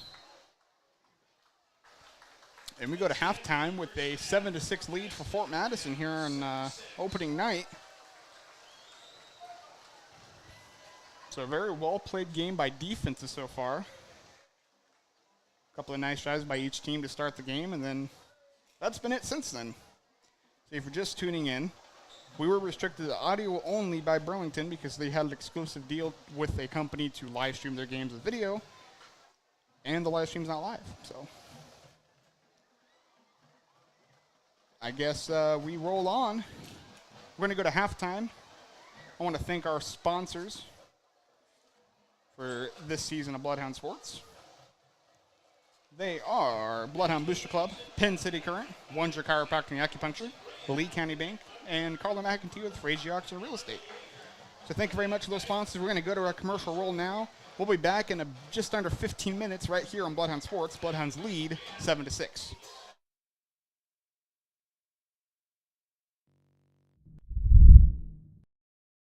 Wonder Chiropractic and Acupuncture. Doctors Tim and Lori Wondra provide chiropractic, acupuncture, therapies, kinesiotapings, and even school physicals. They are located in downtown Fort Madison at 724 Avenue G. Lee County Bank is proud to support Bloodhound Sports. Bank when and where it's convenient for you. Our mobile banking app is a safe and secure way to check your balance, transfer funds, pay bills, and deposit checks, all from your mobile device. If you're shopping for a new home or need money for unexpected expenses, our loan department can help. Visit our website at leecountybank.com or give us a call at 319-372-2243 for more details. Equal Housing Lender, member FDIC. Carla McEntee with Frazier Auction and Real Estate. For all your real estate needs, give her a call at 217-617-6975.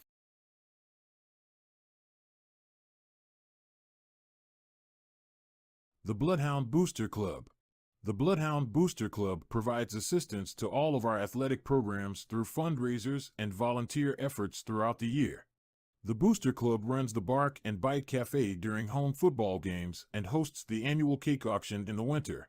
Money raised from these efforts go directly to items needed for all athletic programs in the district. Please consider joining the Booster Club and supporting the Bloodhounds. Based on the amount of your donation, you can become anywhere from a sports fan to a top dog. Send money or checks payable to the Bloodhound Booster Club, Post Office Box 11, Fort Madison, Iowa, 52627. It's black, white, and red all over. It's the Penn City Current. Your hyper-local super fresh 24/7 source for news and information, the Penn City Current. The Penn City Current can be found conveniently on your computer, smartphone, or tablet. Follow the Penn City Current on Facebook, Instagram, and Twitter at Penn City Current to always stay informed, and always online at penncitycurrent.com. Wonder Chiropractic and Acupuncture. Doctors Tim and Lori Wondra provide chiropractic, acupuncture, therapies, kinesiotapings, and even school physicals. They are located in downtown Fort Madison at 724 Avenue G. Lee County Bank is proud to support Bloodhound Sports. Bank when and where it's convenient for you.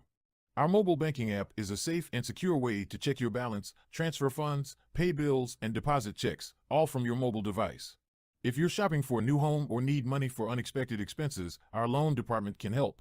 Visit our website at leecountybank.com or give us a call at 319-372-2243 for more details. Equal Housing Lender, member FDIC. Carla McEntee with Frazier Auction and Real Estate. For all your real estate needs, give her a call at 217-617-6975.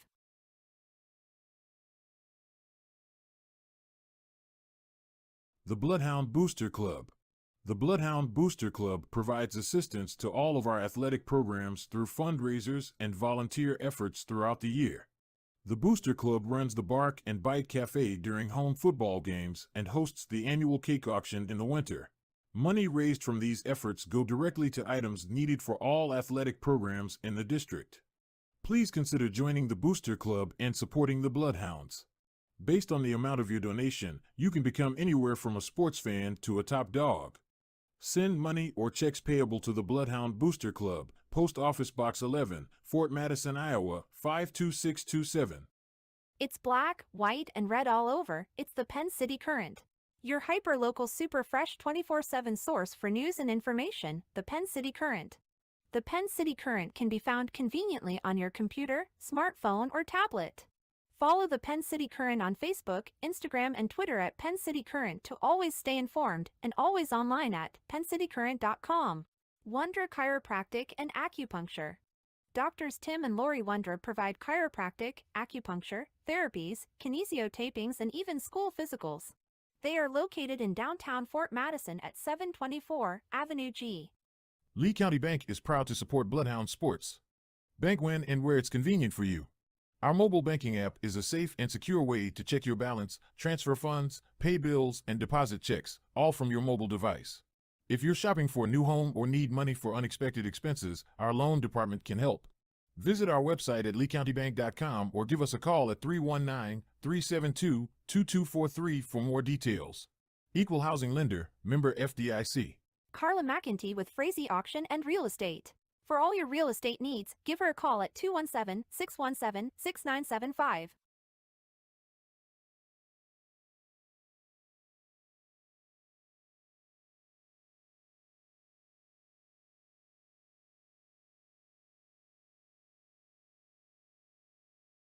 Real quick, I have just been informed that you have to do a workaround to get to their live stream, and it actually has been live this whole time. Thank you, Jeanette Ramsey. She's put it in the comments, and I will also go ahead and post it on our Facebook page, and I will get it into the description of this live stream as soon as I can.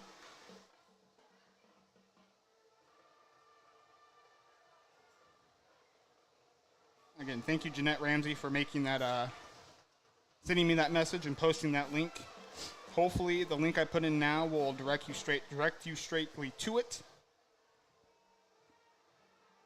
Let me double check before I hit go.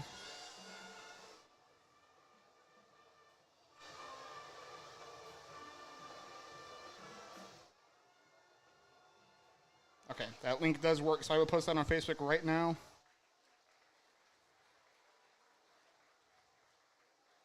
Thank you again, Jeanette Ramsey. We'll be back here in about 8 minutes. Thank you for tuning in here on Bloodhound Sports. The Bloodhound Booster Club. The Bloodhound Booster Club provides assistance to all of our athletic programs through fundraisers and volunteer efforts throughout the year. The Booster Club runs the Bark and Bite Cafe during home football games and hosts the annual cake auction in the winter. Money raised from these efforts go directly to items needed for all athletic programs in the district. Please consider joining the Booster Club and supporting the Bloodhounds. Based on the amount of your donation, you can become anywhere from a sports fan to a top dog. Send money or checks payable to the Bloodhound Booster Club, Post Office Box 11, Fort Madison, Iowa, 52627. It's black, white, and red all over. It's the Penn City Current. Your hyper-local super fresh 24/7 source for news and information, the Penn City Current. The Penn City Current can be found conveniently on your computer, smartphone, or tablet. Follow the Penn City Current on Facebook, Instagram, and Twitter at Penn City Current to always stay informed, and always online at penncitycurrent.com. Wondra Chiropractic and Acupuncture. Doctors Tim and Lori Wondra provide chiropractic, acupuncture, therapies, kinesiotapings, and even school physicals. They are located in downtown Fort Madison at 724 Avenue G. Lee County Bank is proud to support Bloodhound sports. Bank when and where it's convenient for you. Our mobile banking app is a safe and secure way to check your balance, transfer funds, pay bills, and deposit checks, all from your mobile device. If you're shopping for a new home or need money for unexpected expenses, our loan department can help. Visit our website at leecountybank.com or give us a call at 319-372-2243 for more details. Equal Housing Lender, member FDIC.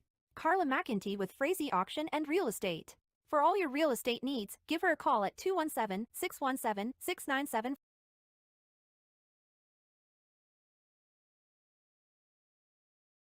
The Bloodhound Booster Club. The Bloodhound Booster Club provides assistance to all of our athletic programs through fundraisers and volunteer efforts throughout the year. The Booster Club runs the Bark and Bite Cafe during home football games and hosts the annual cake auction in the winter. Money raised from these efforts go directly to items needed for all athletic programs in the district. Please consider joining the Booster Club and supporting the Bloodhounds. Based on the amount of your donation, you can become anywhere from a sports fan to a top dog. Send money or checks payable to the Bloodhound Booster Club, Post Office Box 11, Fort Madison, Iowa, 52627. It's black, white, and red all over. It's the Penn City Current. Your hyper-local super fresh 24/7 source for news and information, the Penn City Current. The Penn City Current can be found conveniently on your computer, smartphone, or tablet. Follow the Penn City Current on Facebook, Instagram, and Twitter at Penn City Current to always stay informed, and always online at penncitycurrent.com. Wondra Chiropractic and Acupuncture. Doctors Tim and Lori Wondra provide chiropractic, acupuncture, therapies, kinesiotapings, and even school physicals. They are located in downtown Fort Madison at 724 Avenue G. Lee County Bank is proud to support Bloodhound sports. Bank when and where it's convenient for you. Our mobile banking app is a safe and secure way to check your balance, transfer funds, pay bills, and deposit checks, all from your mobile device. If you're shopping for a new home or need money for unexpected expenses, our loan department can help. Visit our website at leecountybank.com or give us a call at 319-372-2243 for more details. Equal Housing Lender, member FDIC. Carla McEntee with Frazee Auction and Real Estate. For all your real estate needs, give her a call at 217-617-6975.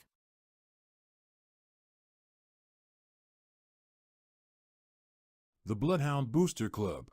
The Bloodhound Booster Club provides assistance to all of our athletic programs through fundraisers and volunteer efforts throughout the year. The Booster Club runs the Bark and Bite Cafe during home football games and hosts the annual cake auction in the winter. Money raised from these efforts go directly to items needed for all athletic programs in the district. Please consider joining the Booster Club and supporting the Bloodhounds. Based on the amount of your donation, you can become anywhere from a sports fan to a top dog. Send money or checks payable to the Bloodhound Booster Club, Post Office Box 11, Fort Madison, Iowa, 52627. It's black, white, and red all over. It's the Penn City Current.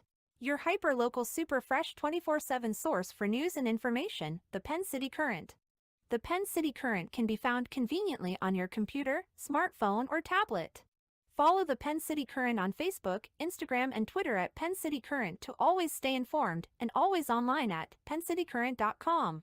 Wondra Chiropractic and Acupuncture. Doctors Tim and Lori Wondra provide chiropractic, acupuncture, therapies, kinesiotapings, and even school physicals. They are located in downtown Fort Madison at 724 Avenue G. Lee County Bank is proud to support Bloodhound sports. Bank when and where it's convenient for you. Our mobile banking app is a safe and secure way to check your balance, transfer funds, pay bills, and deposit checks, all from your mobile device. If you're shopping for a new home or need money for unexpected expenses, our loan department can help. Visit our website at leecountybank.com or give us a call at 319-372-2243 for more details. Equal Housing Lender, member FDIC. Carla McEntee with Frazee Auction and Real Estate. For all your real estate needs, give her a call at 217-617-6975.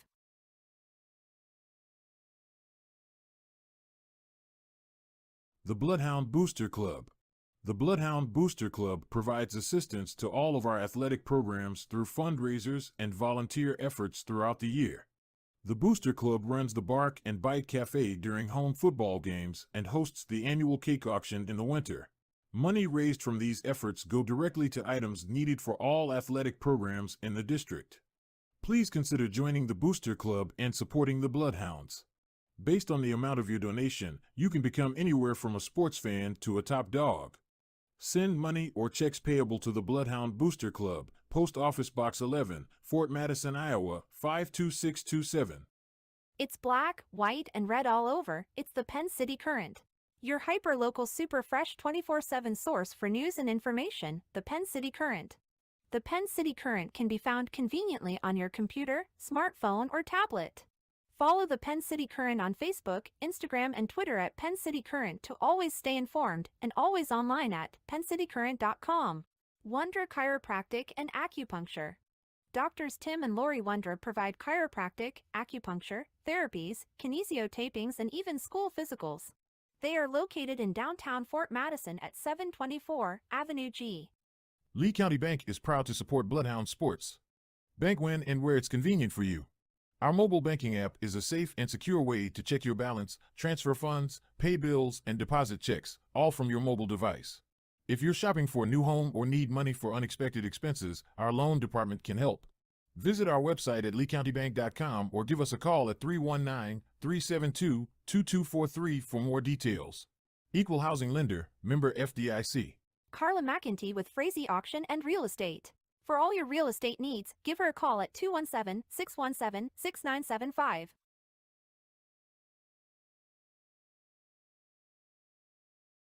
The Bloodhound Booster Club.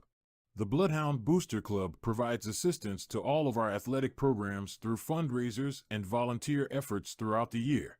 The Booster Club runs the Bark and Bite Cafe during home football games and hosts the annual cake auction in the winter. Money raised from these efforts go directly to items needed for all athletic programs in the district. Please consider joining the Booster Club and supporting the Bloodhounds. Based on the amount of your donation, you can become anywhere from a sports fan to a top dog. Send money or checks payable to the Bloodhound Booster Club, Post Office Box 11, Fort Madison, Iowa, 52627. It's black, white, and red all over. It's the Penn City Current. Your hyper-local super fresh 24/7 source for news and information, the Penn City Current. The Penn City Current can be found conveniently on your computer, smartphone, or tablet. Follow the Penn City Current on Facebook, Instagram, and Twitter at Penn City Current to always stay informed, and always online at penncitycurrent.com. Wondra Chiropractic and Acupuncture.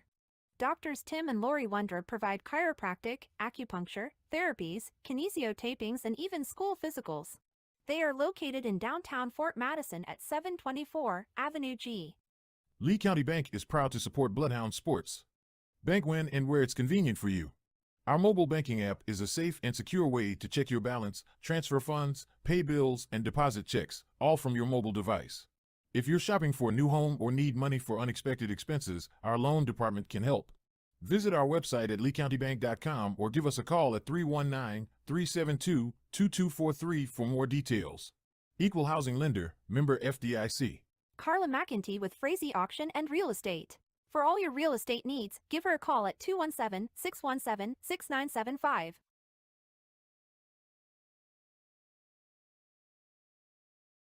The Bloodhound Booster Club. The Bloodhound Booster Club provides assistance to all of our athletic programs through fundraisers and volunteer efforts throughout the year. The Booster Club runs the Bark and Bite Cafe during home football games and hosts the annual cake auction in the winter. Money raised from these efforts go directly to items needed for all athletic programs in the district. Please consider joining the Booster Club and supporting the Bloodhounds. Based on the amount of your donation, you can become anywhere from a sports fan to a top dog. Send money or checks payable to the Bloodhound Booster Club, Post Office Box 11, Fort Madison, Iowa, 52627. It's black, white, and red all over. It's the Penn City Current. Your hyper-local super fresh 24/7 source for news and information, the Penn City Current. The Penn City Current can be found conveniently on your computer, smartphone, or tablet. Follow the Penn City.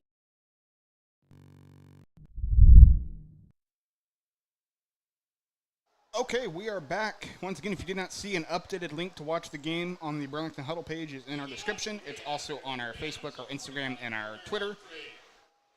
Find all of those Bloodhound Sports on Facebook and Instagram, and Bloodhound Sport on Twitter, because Bloodhound Sports was too many characters. So we're back. Burlington's kicking off. Fort Madison to receive. A couple scores in 3A that I have. Keokuk leads Atoma 14-0, and Mount Vernon leads Monticello 14-0. And kickoff is away. And we have a flag on the field that stops the play.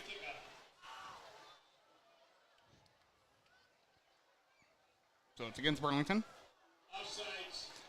Offsides on Burlington. Again, huge shout out to Jeanette Ramsey coming in clutch with that link. Apparently you have to go through Huddle, the Burlington page, and then the videos tab, and then click play on there, because I guess the home screen isn't enough. But either way, it's on there. Again, in our description and all of our social medias, you can find that updated link. Should take you straight to it, no sign-in required. So we'll redo the kickoff here. Open the second half. And it is up and away. Be returned at about the 13 by the Bloodhounds. It's a nice return up to almost the 30.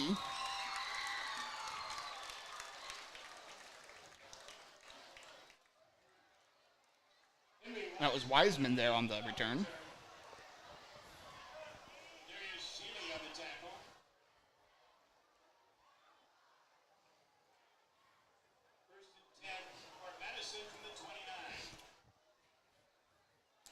Bloodhounds start their first drive here. Open up the second half. Got trips on the left side, one on the right side. Once again, if you're just tuning into the second half, it's a handoff there to Segoviano. And he gets up to about the 38. Once again, updated link to the correct huddle link is in our description and all of our social medias.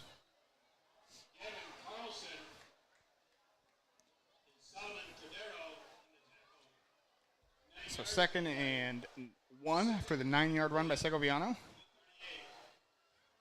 Ball is on the 38-yard line.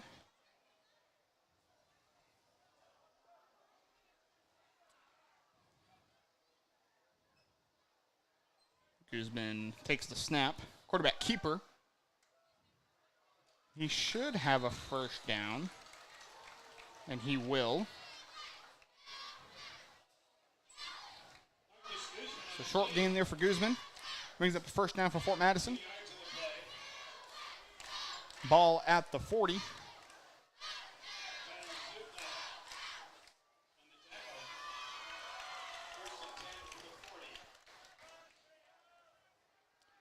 So now trips go to the right side of the field. Cade Denning by himself at the left side of the field. Segoviano in the backfield with Guzman. Guzman takes a snap. He's got pressure. Nice block there by Segoviano. And Guzman goes down after a gain of 1. So Segoviano got the push away there on the defender, but delayed him getting to Guzman there for a second.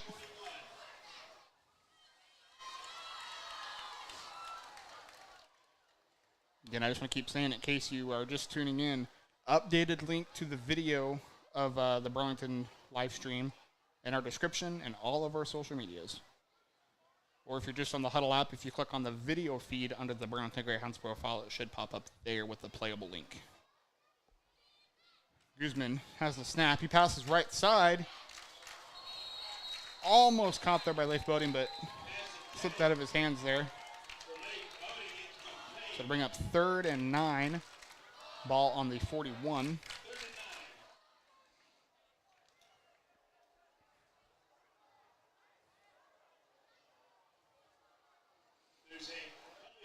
There is a flag.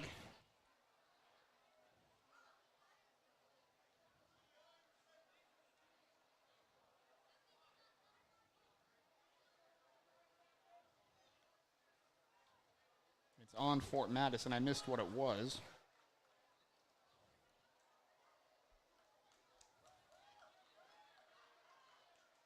It was a 15-yard penalty, too. Or correction, just a 10-yard penalty. Takes the ball back to the 31-yard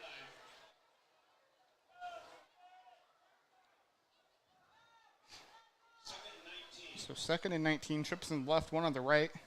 Segoviano, the running back. Guzman takes a snap. Looking left side. Directs it into the right side. Throws completion. That was Caleb Bolander. And he got hit hard by a Burlington defender. It was Gavin Carlson, linebacker for Burlington.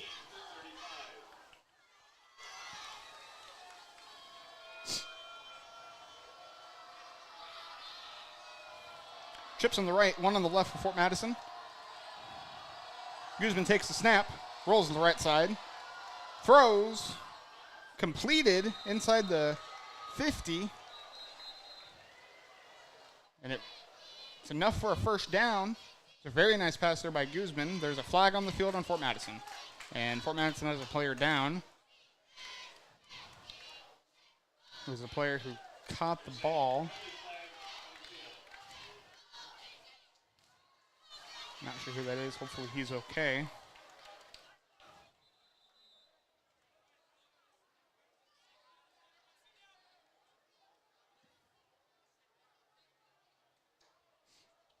My attention was on the down player. I'm not sure what the penalty was, but it backed up Fort Madison another 10 yards.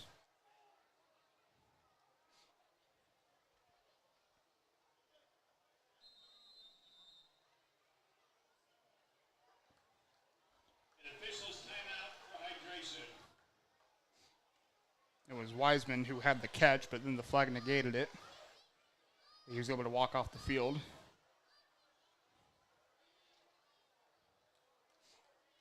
Officials timeout for a hydration break. Once again, if you're just tuning in, the updated link to watch the live stream that Burlington has provided through Huddle is in our description, also on our social medias, Facebook, Instagram, and Twitter. Twitter now rebranded to X. For whatever reason, Elon Musk thought that was a good idea. So if we see the X logo there in the Penn City Current ad, that's what that is. If you didn't see, Twitter was purchased by Elon Musk and rebranded and renamed. It looked pretty much the same, only the blue bird went away, and it's now a black X for X.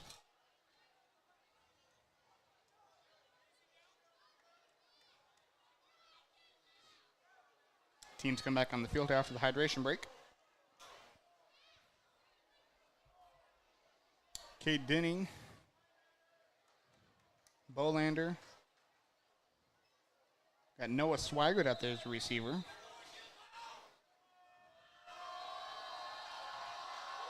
Leif Boating as well as a receiver.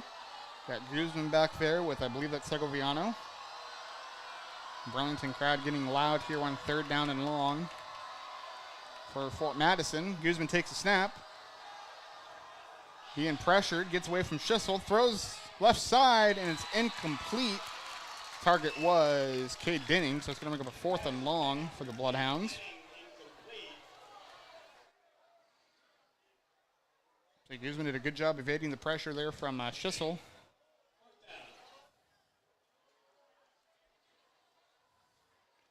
So that will have Nathan Bowen back there for the punt. Cam Horn, number 14, the returner for Burlington.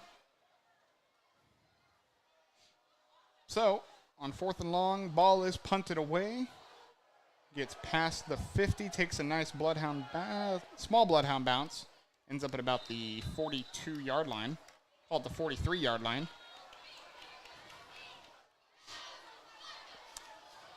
So Bloodhounds took almost 4 minutes off the clock. 8:34 third quarter. 7-6 lead here for Fort Madison.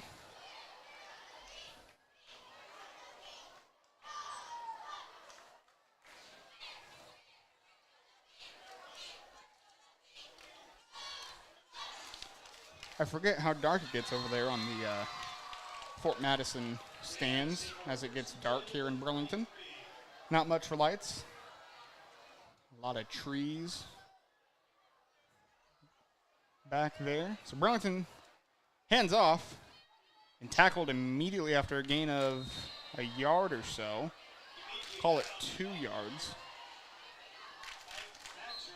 Mike Thatcher with the tackle. Dimitri Donald with the carry.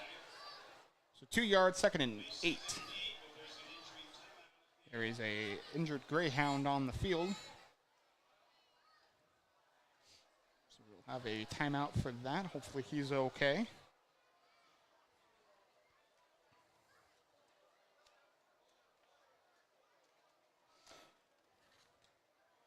Once again, if you didn't hear in the Penn City Current pregame show, huge thank you again to Chuck Vandenberg and head coach Derek Dougherty for doing that again this season.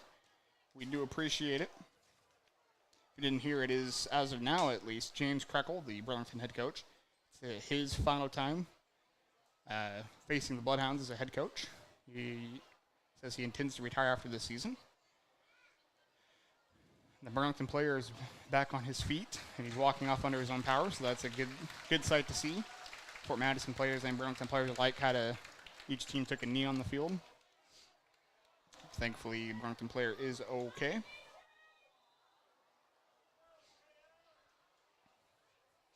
So both teams will come back on the field now. And ball at the 45-yard line of Burlington. It's a 2nd and 8. 8:22 on the clock, third quarter.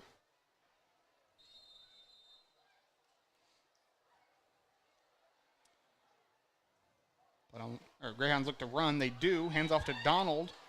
And he has a first down and then some. Finally tackled down by a duo of Bloodhounds.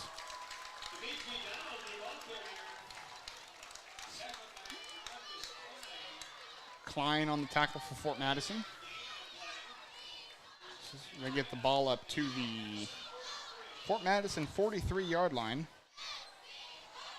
So Greyhounds have a fresh set of downs to work with.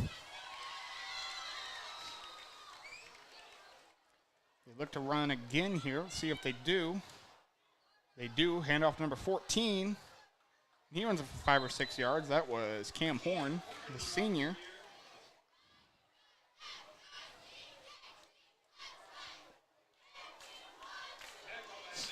Again, if you just tuned in, updated link with the correct link for the Burlington live stream with video in our description as well as on all of our social medias. This whole time going into the first half, we thought that they just didn't go live, but turns out they had, just at a kind of a more hidden location. Handoff from Robinson. Schissel out there. He gets tackled for, I believe there's going to be a couple-yard loss there. Nope, they're going to say he got back to the line of scrimmage. Wiseman there on the tackle.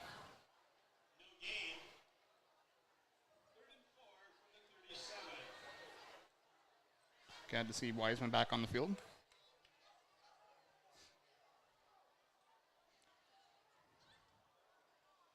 Third and 4 on the 37.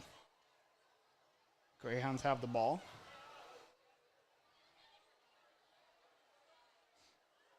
The I formation.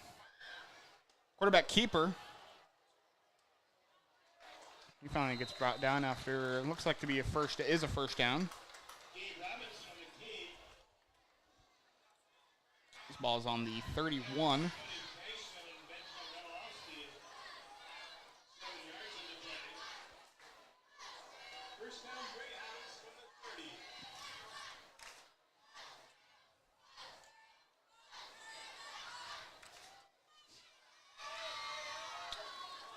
I formation again. Handoff, but met immediately is Dimitri Donald. He was, I think it was Ike Thatcher. It was. Ike Thatcher met him immediately, blew that play up. So loss of 5, make it 2nd and 15. Ball on the 35. So I guess the ball was on the 30 on that last play.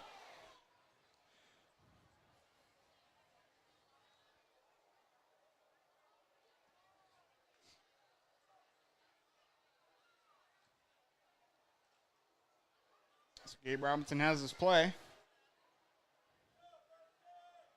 He's under center. Takes a snap. Fake handoff. He rolls out left side. Looking around. He's got a Bloodhound on his back, and he gets taken down. But it's going to be a scramble. He gained a few yards on that. That was Jamarcus Klein once again making a nice tackle out there. So it was a gain of 5, so it comes back to the red line of scrimmage, 3rd and 10. So I think Robinson sensed that pressure from Klein out there and just took off running. It was a positive play for the Greyhounds, but I think they were wanting to pass. That was the original plan, I think, and Klein did a good job of stopping that. We will have a timeout. Burlington.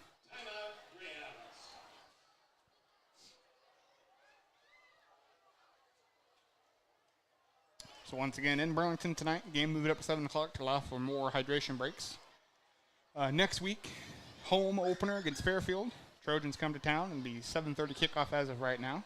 Hopefully it's a more normal temperature.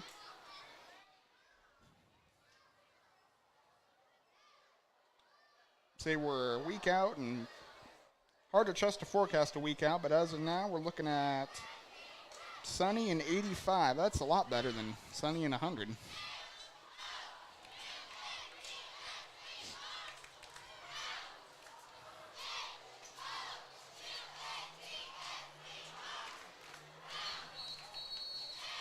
And of course, a big thank you to our sponsors, Bloodhound Booster Club, Penn City Current, Wunja Chiropractic and Acupuncture, Lee County Bank, and Carla McEntee with Frazee Auction and Real Estate.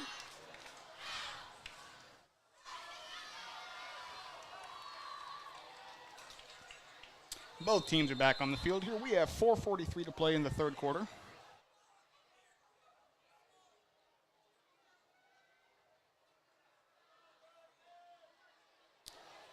Robinson fakes the handoff, rolls out the right side. He's got pressure on him. He eludes that sack.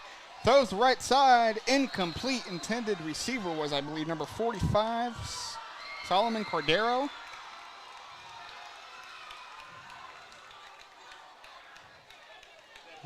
Good coverage out there by, I think that was Wiseman. Sorry, not Wiseman. That was Bolander, number 7.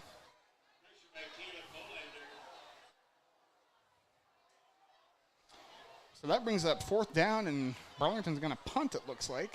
We've got 9 seconds on the clock. They reset the play clock, so now it's 21. Or are they going to go for this?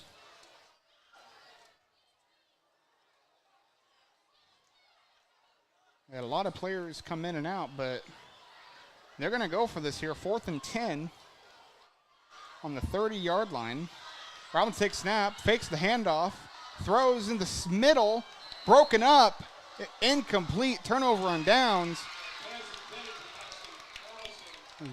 Braxton Carlson, the intended receiver, and I think Leif Boating on the coverage.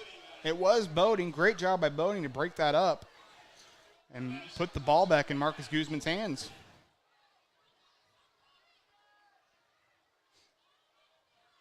There's been a lot of great defense tonight.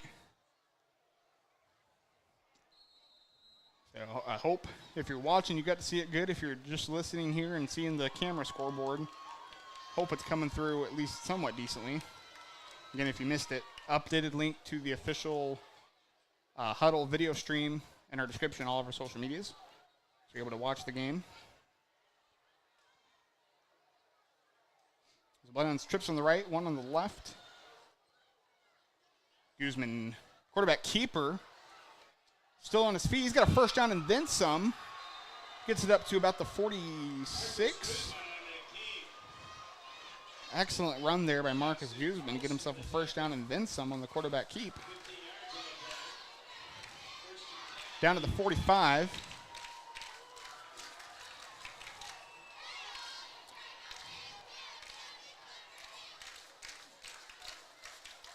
Guzman's got Brody Cashman back from the backfield next to him. Got trips on the right side, one on the left. It's a handoff to Brody Cashman. Brody eludes a tackle, and he gets up close to a first down. He's got a gain of about 8 or 9. Up past the 50, down to the Greyhound. See where they mark it. About the 46. So 2nd and 1, 9-yard run there by Brody Cashman. Great job. Segoviano kind of limped off the field in that last defensive drive, or defensive series, but it was kind of a jogging limp, so might just have a cramp or something. Handoff to Brody Cashman once again, and he kind of slips up. Might have been tripped up there. Loss of a couple yards. Dimitri Donald stopped for Burlington. So 3rd and about 4. Ball on the 40. He said 48, looks like 49 to me. But it's the Greyhound 49, so. Guzman takes snap, rolls out right side, pass is complete. Close to a first down. That was Bolander, I believe. Nope, Wiseman. Oh, it's incomplete. Okay. No, what? Okay, it was complete. I was like, huh? So 4th and short. 4th and about 2 yards to go.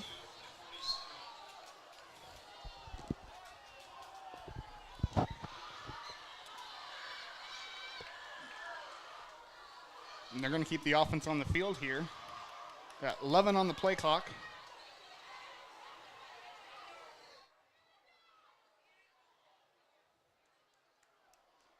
At 2-1. I think Burlington jumped. I looked over the play clock and missed it, but I think Burlington jumped. Nope. False start on Fort Madison. Back them up 5 yards and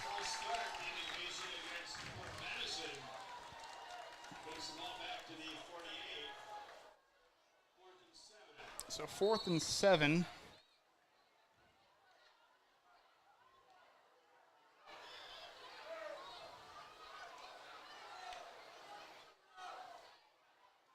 Bloodhounds will bring out Nathan Bowen for a punt. And now Burlington quickly gets someone back there with 4 seconds. Bowen gets the punt off.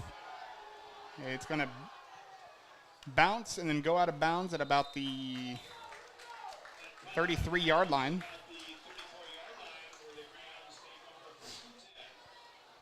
So again, the good defense continues here. 2:52 third quarter, second half, third quarter.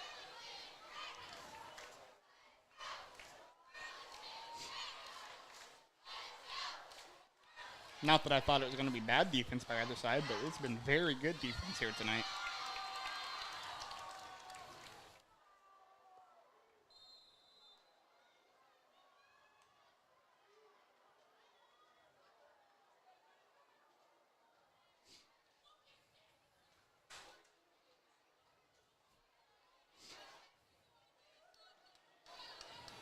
So 1st and 10 for Burlington here.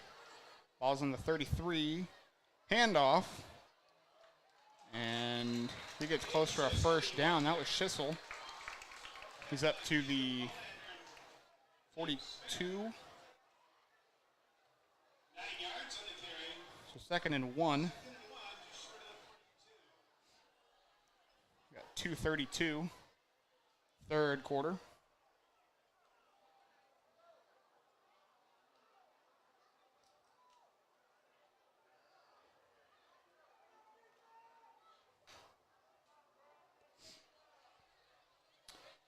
Clock down to 2:14. It's a handoff again and met instantly by Teague Smith. Nice tackle for a loss. Met Schissel instantly. Brings up a 3rd and about 4. Correction, 3rd and 3. Nice job, Teague Smith.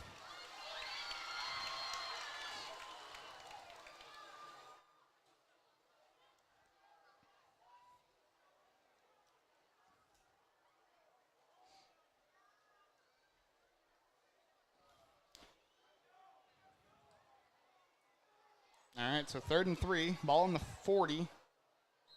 And we have somebody jumped. Burlington jumped first. So back them up 5 yards. We'll take that every day here. 3rd and 8. So the ball is now on the 35. Clock rolls 1:21. Third quarter.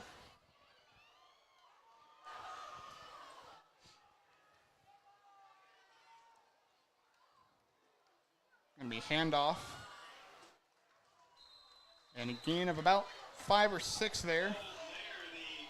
That was Cole Lair, sophomore fullback. So it's 4th and short. Ball is on the 41-yard line of Burlington.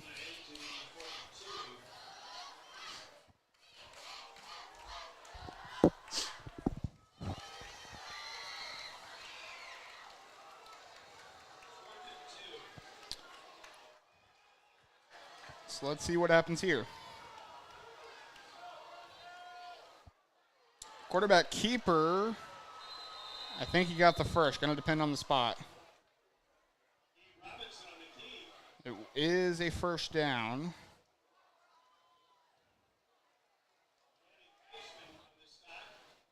Cashman on the stop there. They're going to say a first down. Coach Dougherty over there looks not very pleased with that call.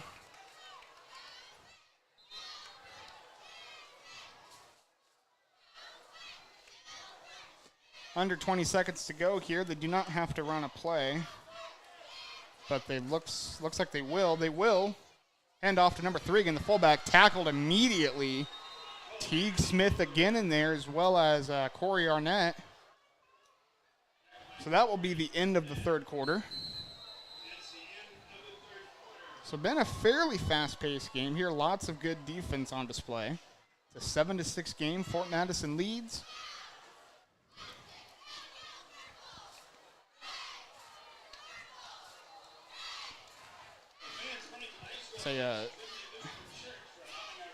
I thought it would be a little bit more scoring, but still been a fun game regardless of a low-scoring affair here. And again, just in case you're tuning in late to the third, now fourth quarter, there is an updated link in our description and on our social medias to go watch the game.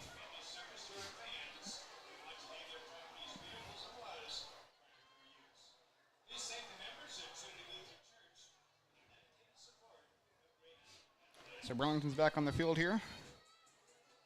Fort Madison on their way out.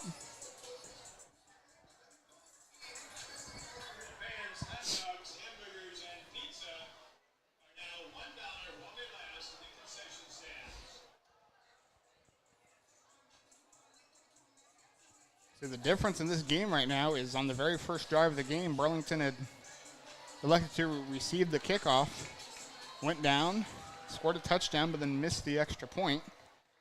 Right after that, the next drive, Fort Madison's first. They go down, they score a touchdown, but Boating makes his point after. It's a handoff to the quarterback keeper. Robinson had me fooled, and he's gone. He's at the 10-5 touchdown, Burlington. Wow.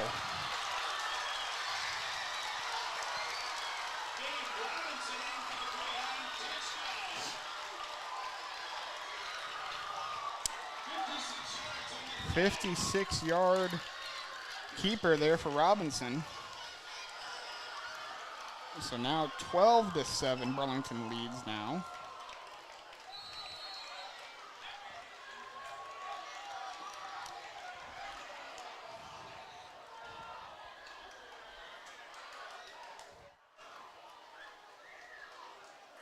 So Cole Lair out there with a point after try. Gabe Robinson to hold.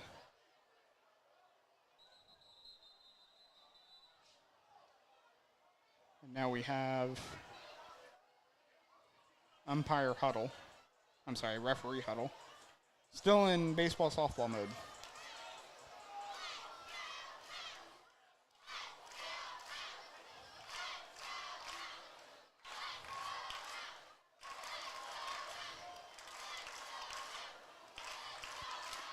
Referee talking to Burlington's coach. So not sure what's going on there, but now they are going for 2.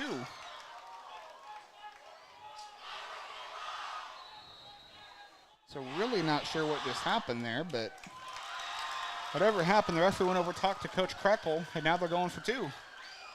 Robinson hands off, and he's tackled short. Nice job there by, not sure who that was. Ike Thatcher, maybe?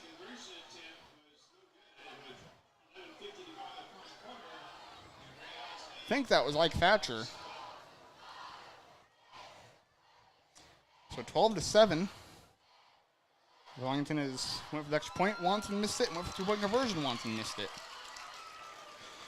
So hopefully now the Bloodhounds can do the same thing they did in the first drive. Or in their first drive, I should say, and respond to Burlington's touchdown with a touchdown of their own.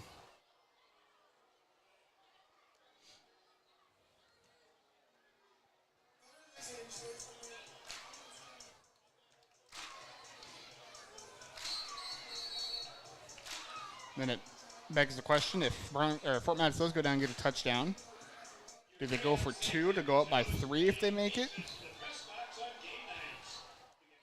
Or do they just go for the extra point if they get a touchdown? We shall see.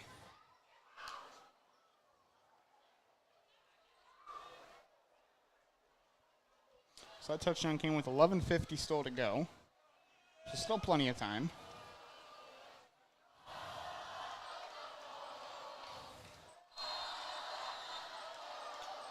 We got Porter Humphrey, it looks like, back there to kick. And kick he does. Squib kick. And it's picked up by Gavin Wiseman. Sorry, Henry Wiseman, my bad. Up past the 20, or right at the 20, it looks like maybe. Henry Wiseman on the return. Shout out Gavin Wiseman. Hit by John Phillips. 5 yards on return. This ball is at the 21. Fort Madison at the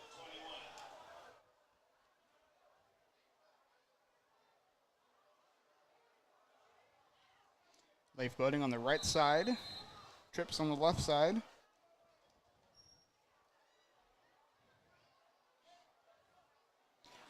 Guzman takes a snap. Hands off. That's Segoviano. He goes up for about 8 yards. Aiden Segoviano on the carry.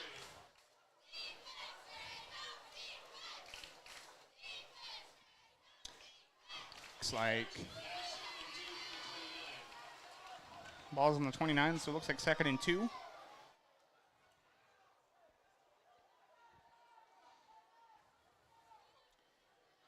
Still trips left, one on the right. Segoviano back there with Guzman. Guzman takes a snap. Quick pass left side. Pass is completed. It's up for first down. I believe that's Wiseman. Oh, ball came out. They're going to say he was out of bounds first. So it'll be a first down, Fort Madison.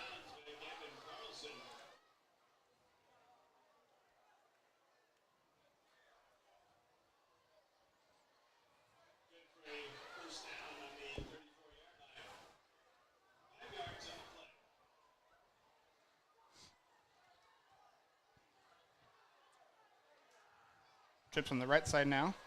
We got Boating, Wiseman. I think that's Bolander. Handoff Segoviano. And he's up to almost midfield for a first down and then some. I think he went down to the Fort Madison 49. Very nice run by him.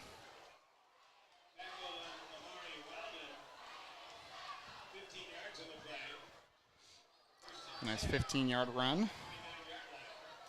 So Fort Madison is driving here in the fourth quarter. Down by 5.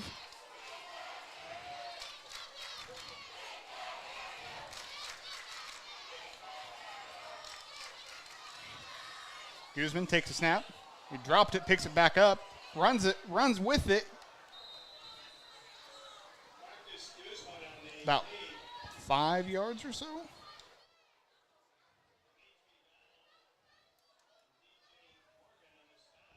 Like 2nd and 5 on the Burlington 46-yard line. Trips on the left now, Boating by himself on the right side. It's Marcus Guzman at quarterback. Hayden Segoviano running back. They send Segoviano to the left, throws it to, dropped it. They're going to say it was an incomplete pass, not a fumble, thankfully. So it brings up 3rd and 5.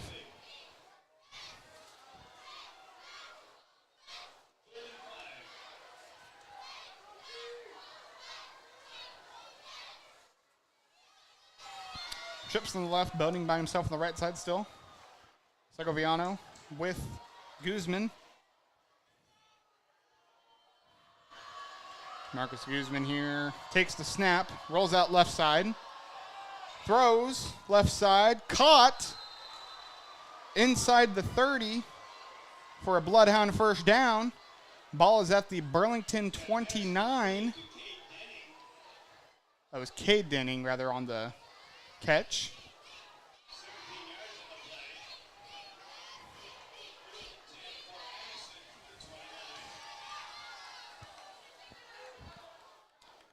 So 9:29 and clock rolling here, fourth quarter. Bloodhounds having a really nice drive right here. Guzman takes a snap. Quarterback keeper picks up a couple of yards. I like this because you want to score, but you don't want to score with so much time left that Burlington has some time. So good to run some clock away here. Down inside 9 minutes now. Got 2 receivers on the left, 2 on the right. That looks like Cade Denning on the left.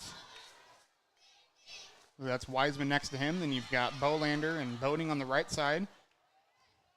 Quarterback keeper by Guzman. He does kind of a flip there and gets close to our first down. It's like 3rd and 2. Ball on the Burlington 22. Or maybe it's on the 21, 3rd and 1. This angle, 3rd and 2, they say.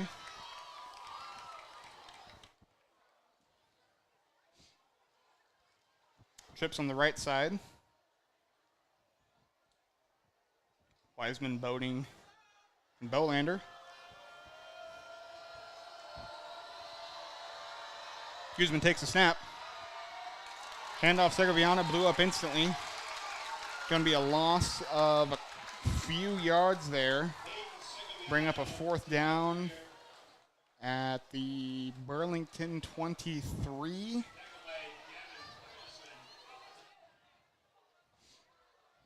So what to do now? 7:38, 4th quarter. Fort Madison's had a really nice drive up to this point. Guzman takes a snap. Rolls out right side. He throws, completed to Wiseman. I think I can't tell from here.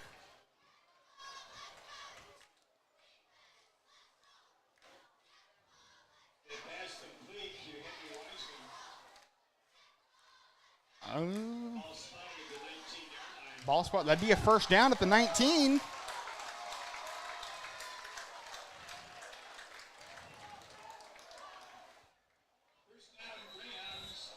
What?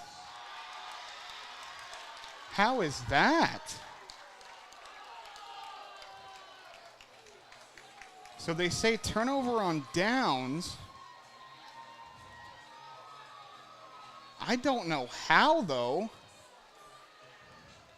They said the ball got to the 19, and they're going to measure it. Here we go.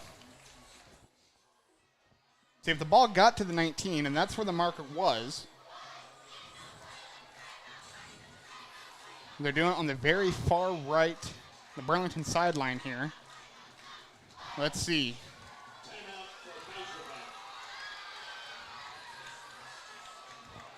Referee will take the chain.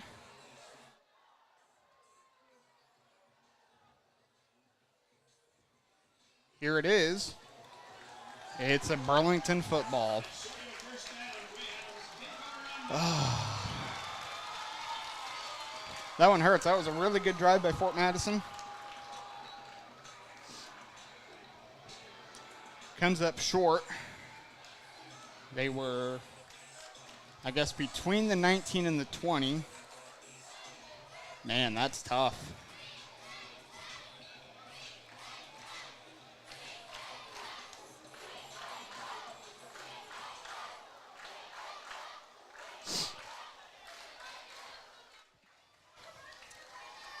So, Burlington takes over here. Ball is on the, I guess we're going to call it the 20, say 19 on the scoreboard. Looks like the chain's on the 20, but I can't tell from here. Either way, first down Burlington. It's a handoff. And he's tackled down by a pack of Bloodhounds, and there's a flag on the play. I'm going to say a pack of dogs, but both these teams are dogs, so. And it's on Burlington. Clock is at 7:16. Holding on Burlington. We will take that all day.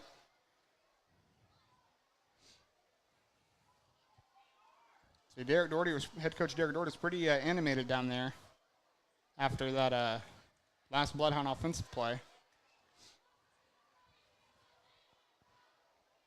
I'm sure that'll be talked about next week's Penn City Current pregame show.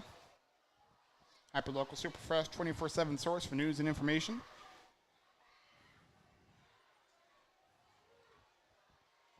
So that puts the ball all the way back at I guess we're going to say they start on the 19, so they're on the 9-yard line now. They hand off. No, it's a pass play rolled out to the right side. Looks like they got up just about to the original line of scrimmage, maybe right inside there.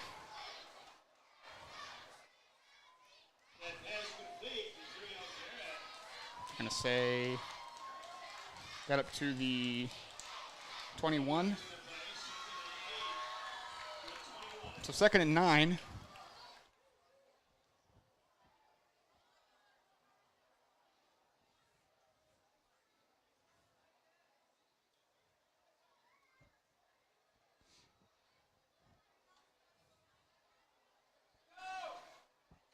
They Burlington in the huddle with 6 seconds. 3, 2, 1. They get it off. It's a quarterback keeper, and he gets a first down and then some. He's up to about the 36 of Burlington. So clock stops for a chain movement at 6:09.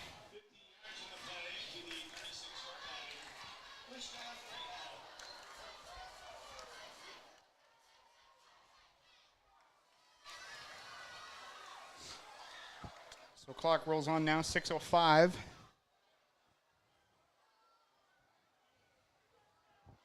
So ball is on the 36-yard line, 1st and 10. And we have a flag. False start. Burlington. Back him up 5 yards, 1st and 15. Clock stop, 5:52. Clock rolls on now. So move the ball back to the 31-yard line.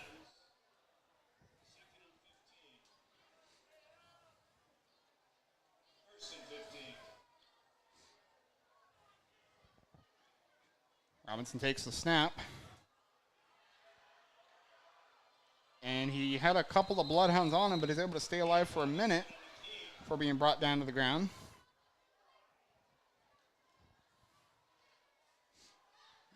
End up getting a couple of yard or two out of it. So 2nd and about 14. 5:06 clock rolls on. Fort Madison desperately wants to get a stop here, get the ball back, and drive down again. Had a really nice drive going, ended on turnover on downs. So close they had to bring the chains out. So here we go. Robinson, keeper, and he gets tackled down. Ball came out, but jumped on by Burlington. I think they blew it dead before that. I think Corey Arnett was in there. So ball is on the 34-yard line of Burlington. It's a 3rd and long.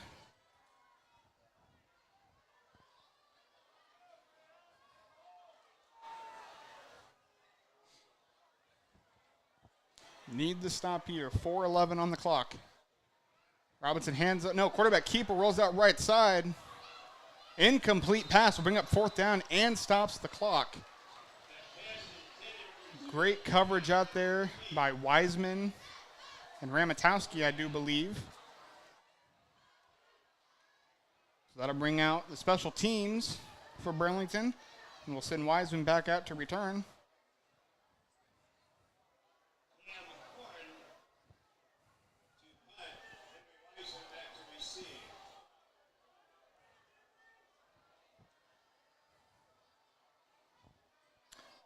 It goes over the punter's head. And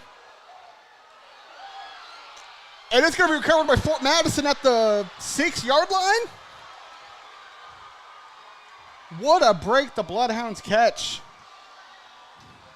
That ball is down at the, I think, 6 or 7 yard line. And the Bloodhounds have a great golden opportunity here. Thank you to the Burlington long snapper there. First and goal at the 7. So Marcus Guzman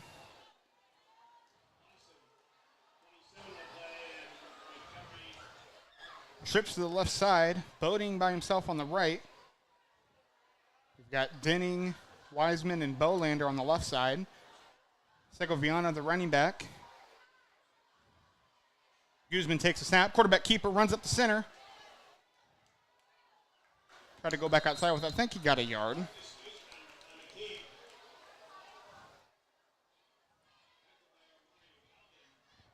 Clock at 3:44. I'm going to say no gain on the play. Second and goal from the 7.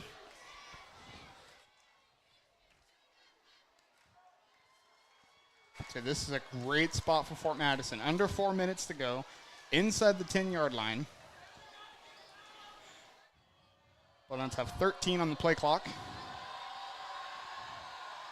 Takes a snap, pitch out to Segoviano, and he's in for a Bloodhound touchdown. Bloodhounds reclaim the lead, 13-12. And let's see if they go for the extra point or if they go for 2 here.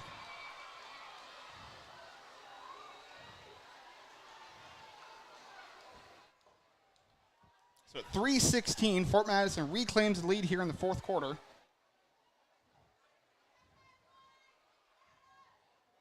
There's a nice Guzman pitch out to Segoviano, and Segoviano ran in for 7 yards and a touchdown.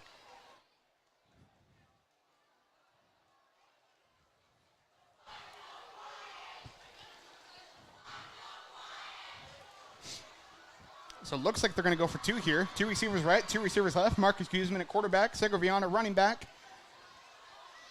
Guzman takes a snap, rolls out right side, throws right side. 2-point conversion is successful. Bloodhounds take a 3-point lead, 15-12 with 3:16 to go.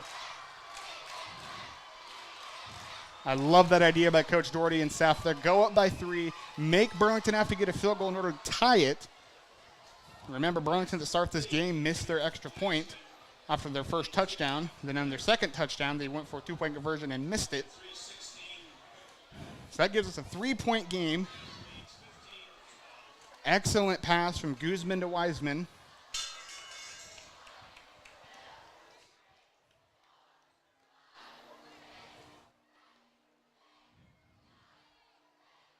What an exciting turn of events here.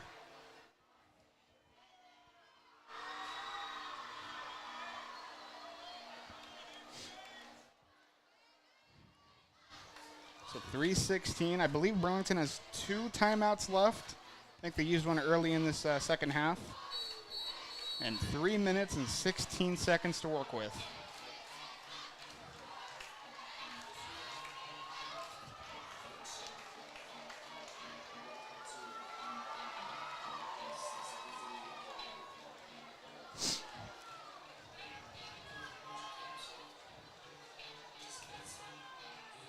Henry Graham to kick off.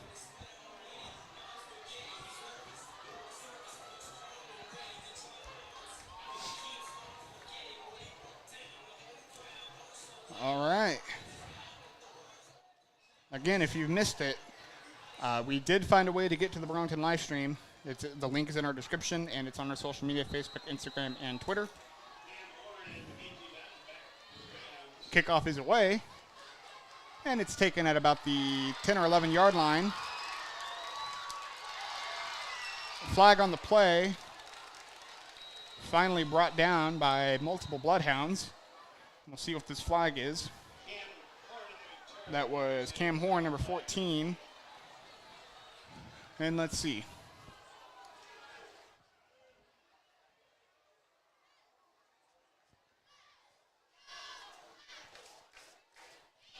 We had a holding on Burlington. So we will take that. Gonna put the ball at about the 21. So 3:08. Bloodhounds lead 15-12 here in Burlington, opening night. What a fun game this has been.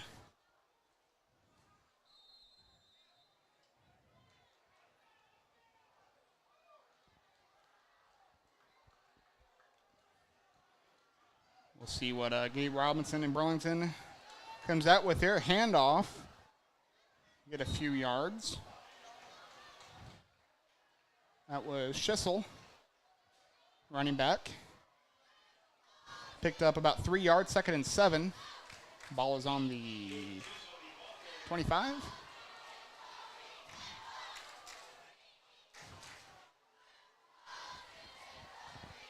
Robinson, quarterback keeper.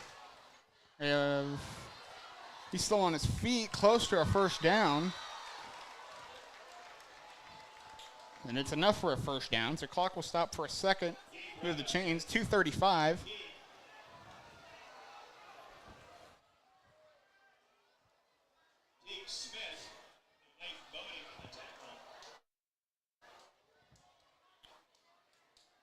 So clock resumes, 2:23. Ball is on the 33-yard line of Burlington.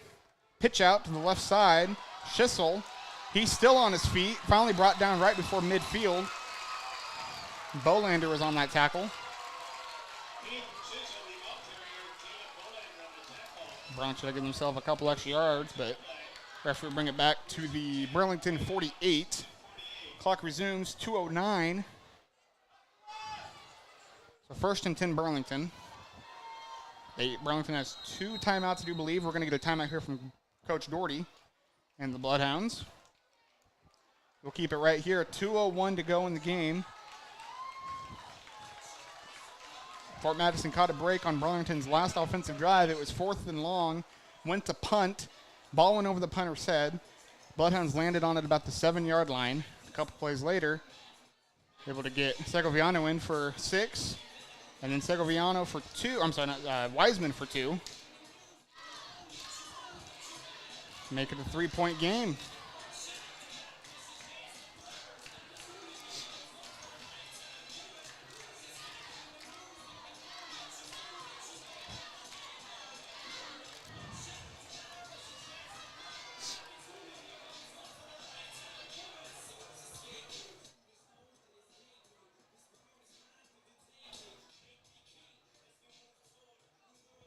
Everybody gets a drink of water.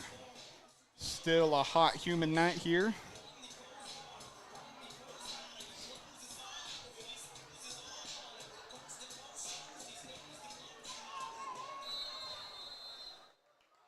All right, here we go. First down, Burlington. 2:01, 4th quarter. Quarterback keeper. And he gets brought down shy of the line of scrimmage, I do believe. Pushed out of bounds by a combination of Ramatowski and Cashman.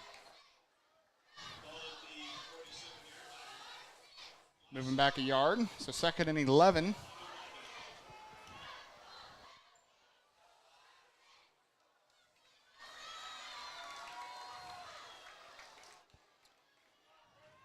Stepped out of bounds, so 1:56, 4th quarter. Robinson pitch out to the right side.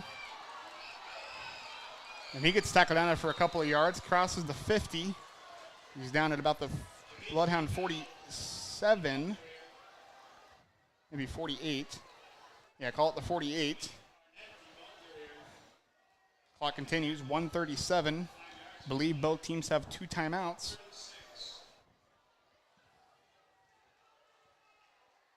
Third and 6. Bloodhound 48-yard line. It's a fake handoff, quarterback keeper. And he gets out of bounds, being pushed out by, I believe, Ramatowski. So gets a few yards. Bring up a 4th down. This is huge.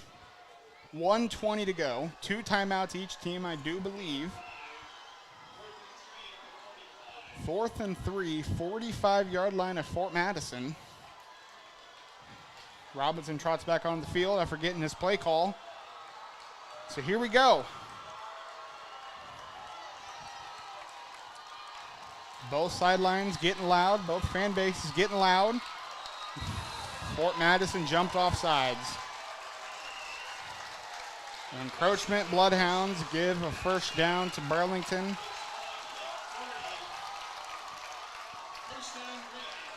That's okay. Still 1:20 to go. That's all Burlington has to work with. 2 timeouts.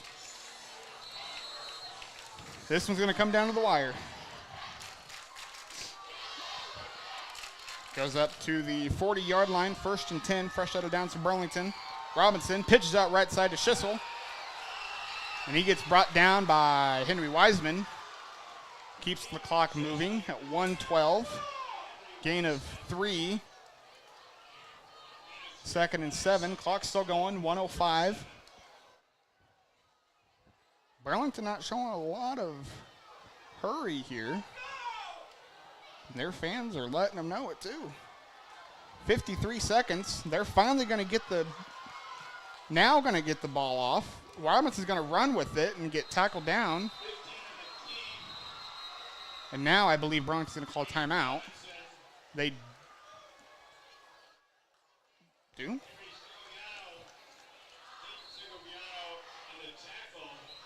Okay, now timeout Burlington. 41 seconds. 3rd down, 3 yards to go. Well, looks like more than 3 to me. 3rd and 4 maybe. So I don't know. I think there's miscommunication there because it looked like one official was calling for a timeout. Another, the white hat was back there rolling time. But hey, I'll take it. A couple seconds off of Burlington. Works for me.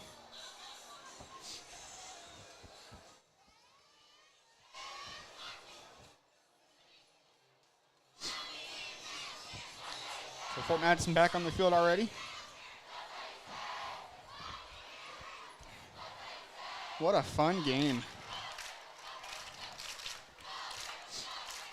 Once again, next week, Bloodhounds have their home opener hosting Fairfield. 7:30 kickoff as of now.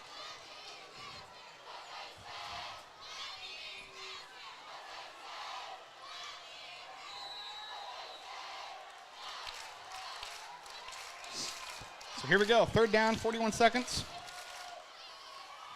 It is a drop back for Robinson. Thrown, overthrown, incomplete pass. Brings up a 4th down.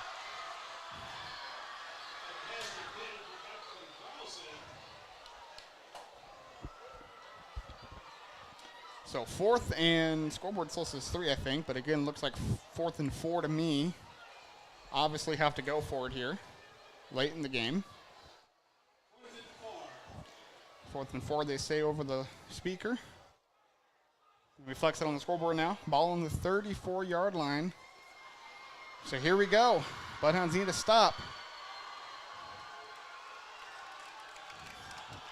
Burlington 6 seconds on the play clock. Robinson drops back. Passes. Incomplete. Incomplete pass. Turnover on downs. And Fort Madison looks to have a week 1 victory here. Huge there for the Fort Madison defense. Making plays all game. And did it there when it really counted. So now Guzman in the offense will come out. Burlington does have 2 timeouts they can use to stop the clock, but not going to matter too much.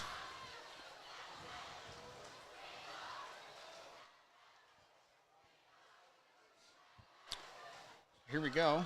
Burlington gets a couple of defenders on late.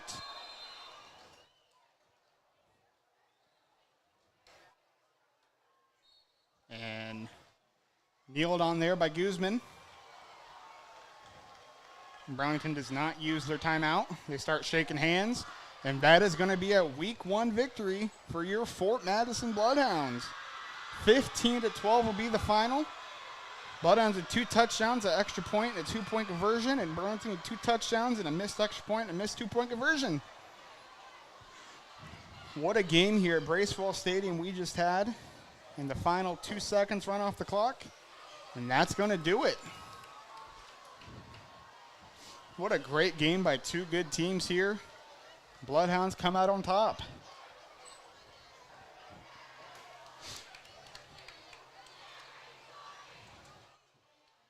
And of course, as always, unfortunately I can't show it, but the leader of the pack there for the Bloodhounds is head coach Derek Dougherty. And his dogs go out there and shake some hands. And what a great game. If you listen along, I hope you enjoyed it. If you're able to watch with the Burlington Huddle, hope you enjoyed that. Burlington does have a very nice field and very nice stadium and very nice production for their live streams. I want to thank our sponsors once again. Thank you very much to them. They are the Bloodhound Booster Club, Penn City Current, Wondra Chiropractic and Acupuncture, Lee County Bank, and Carla McEntee with Frazee Auction and Real Estate. So again, thank you guys so much for tuning in to tonight's broadcast. Again, next week we'll be back home against Fairfield for the home opener, and we will be able to actually have video so you can watch and listen here. You don't have to juggle around looking for the right stream to watch. So once again, thank everybody for tuning in.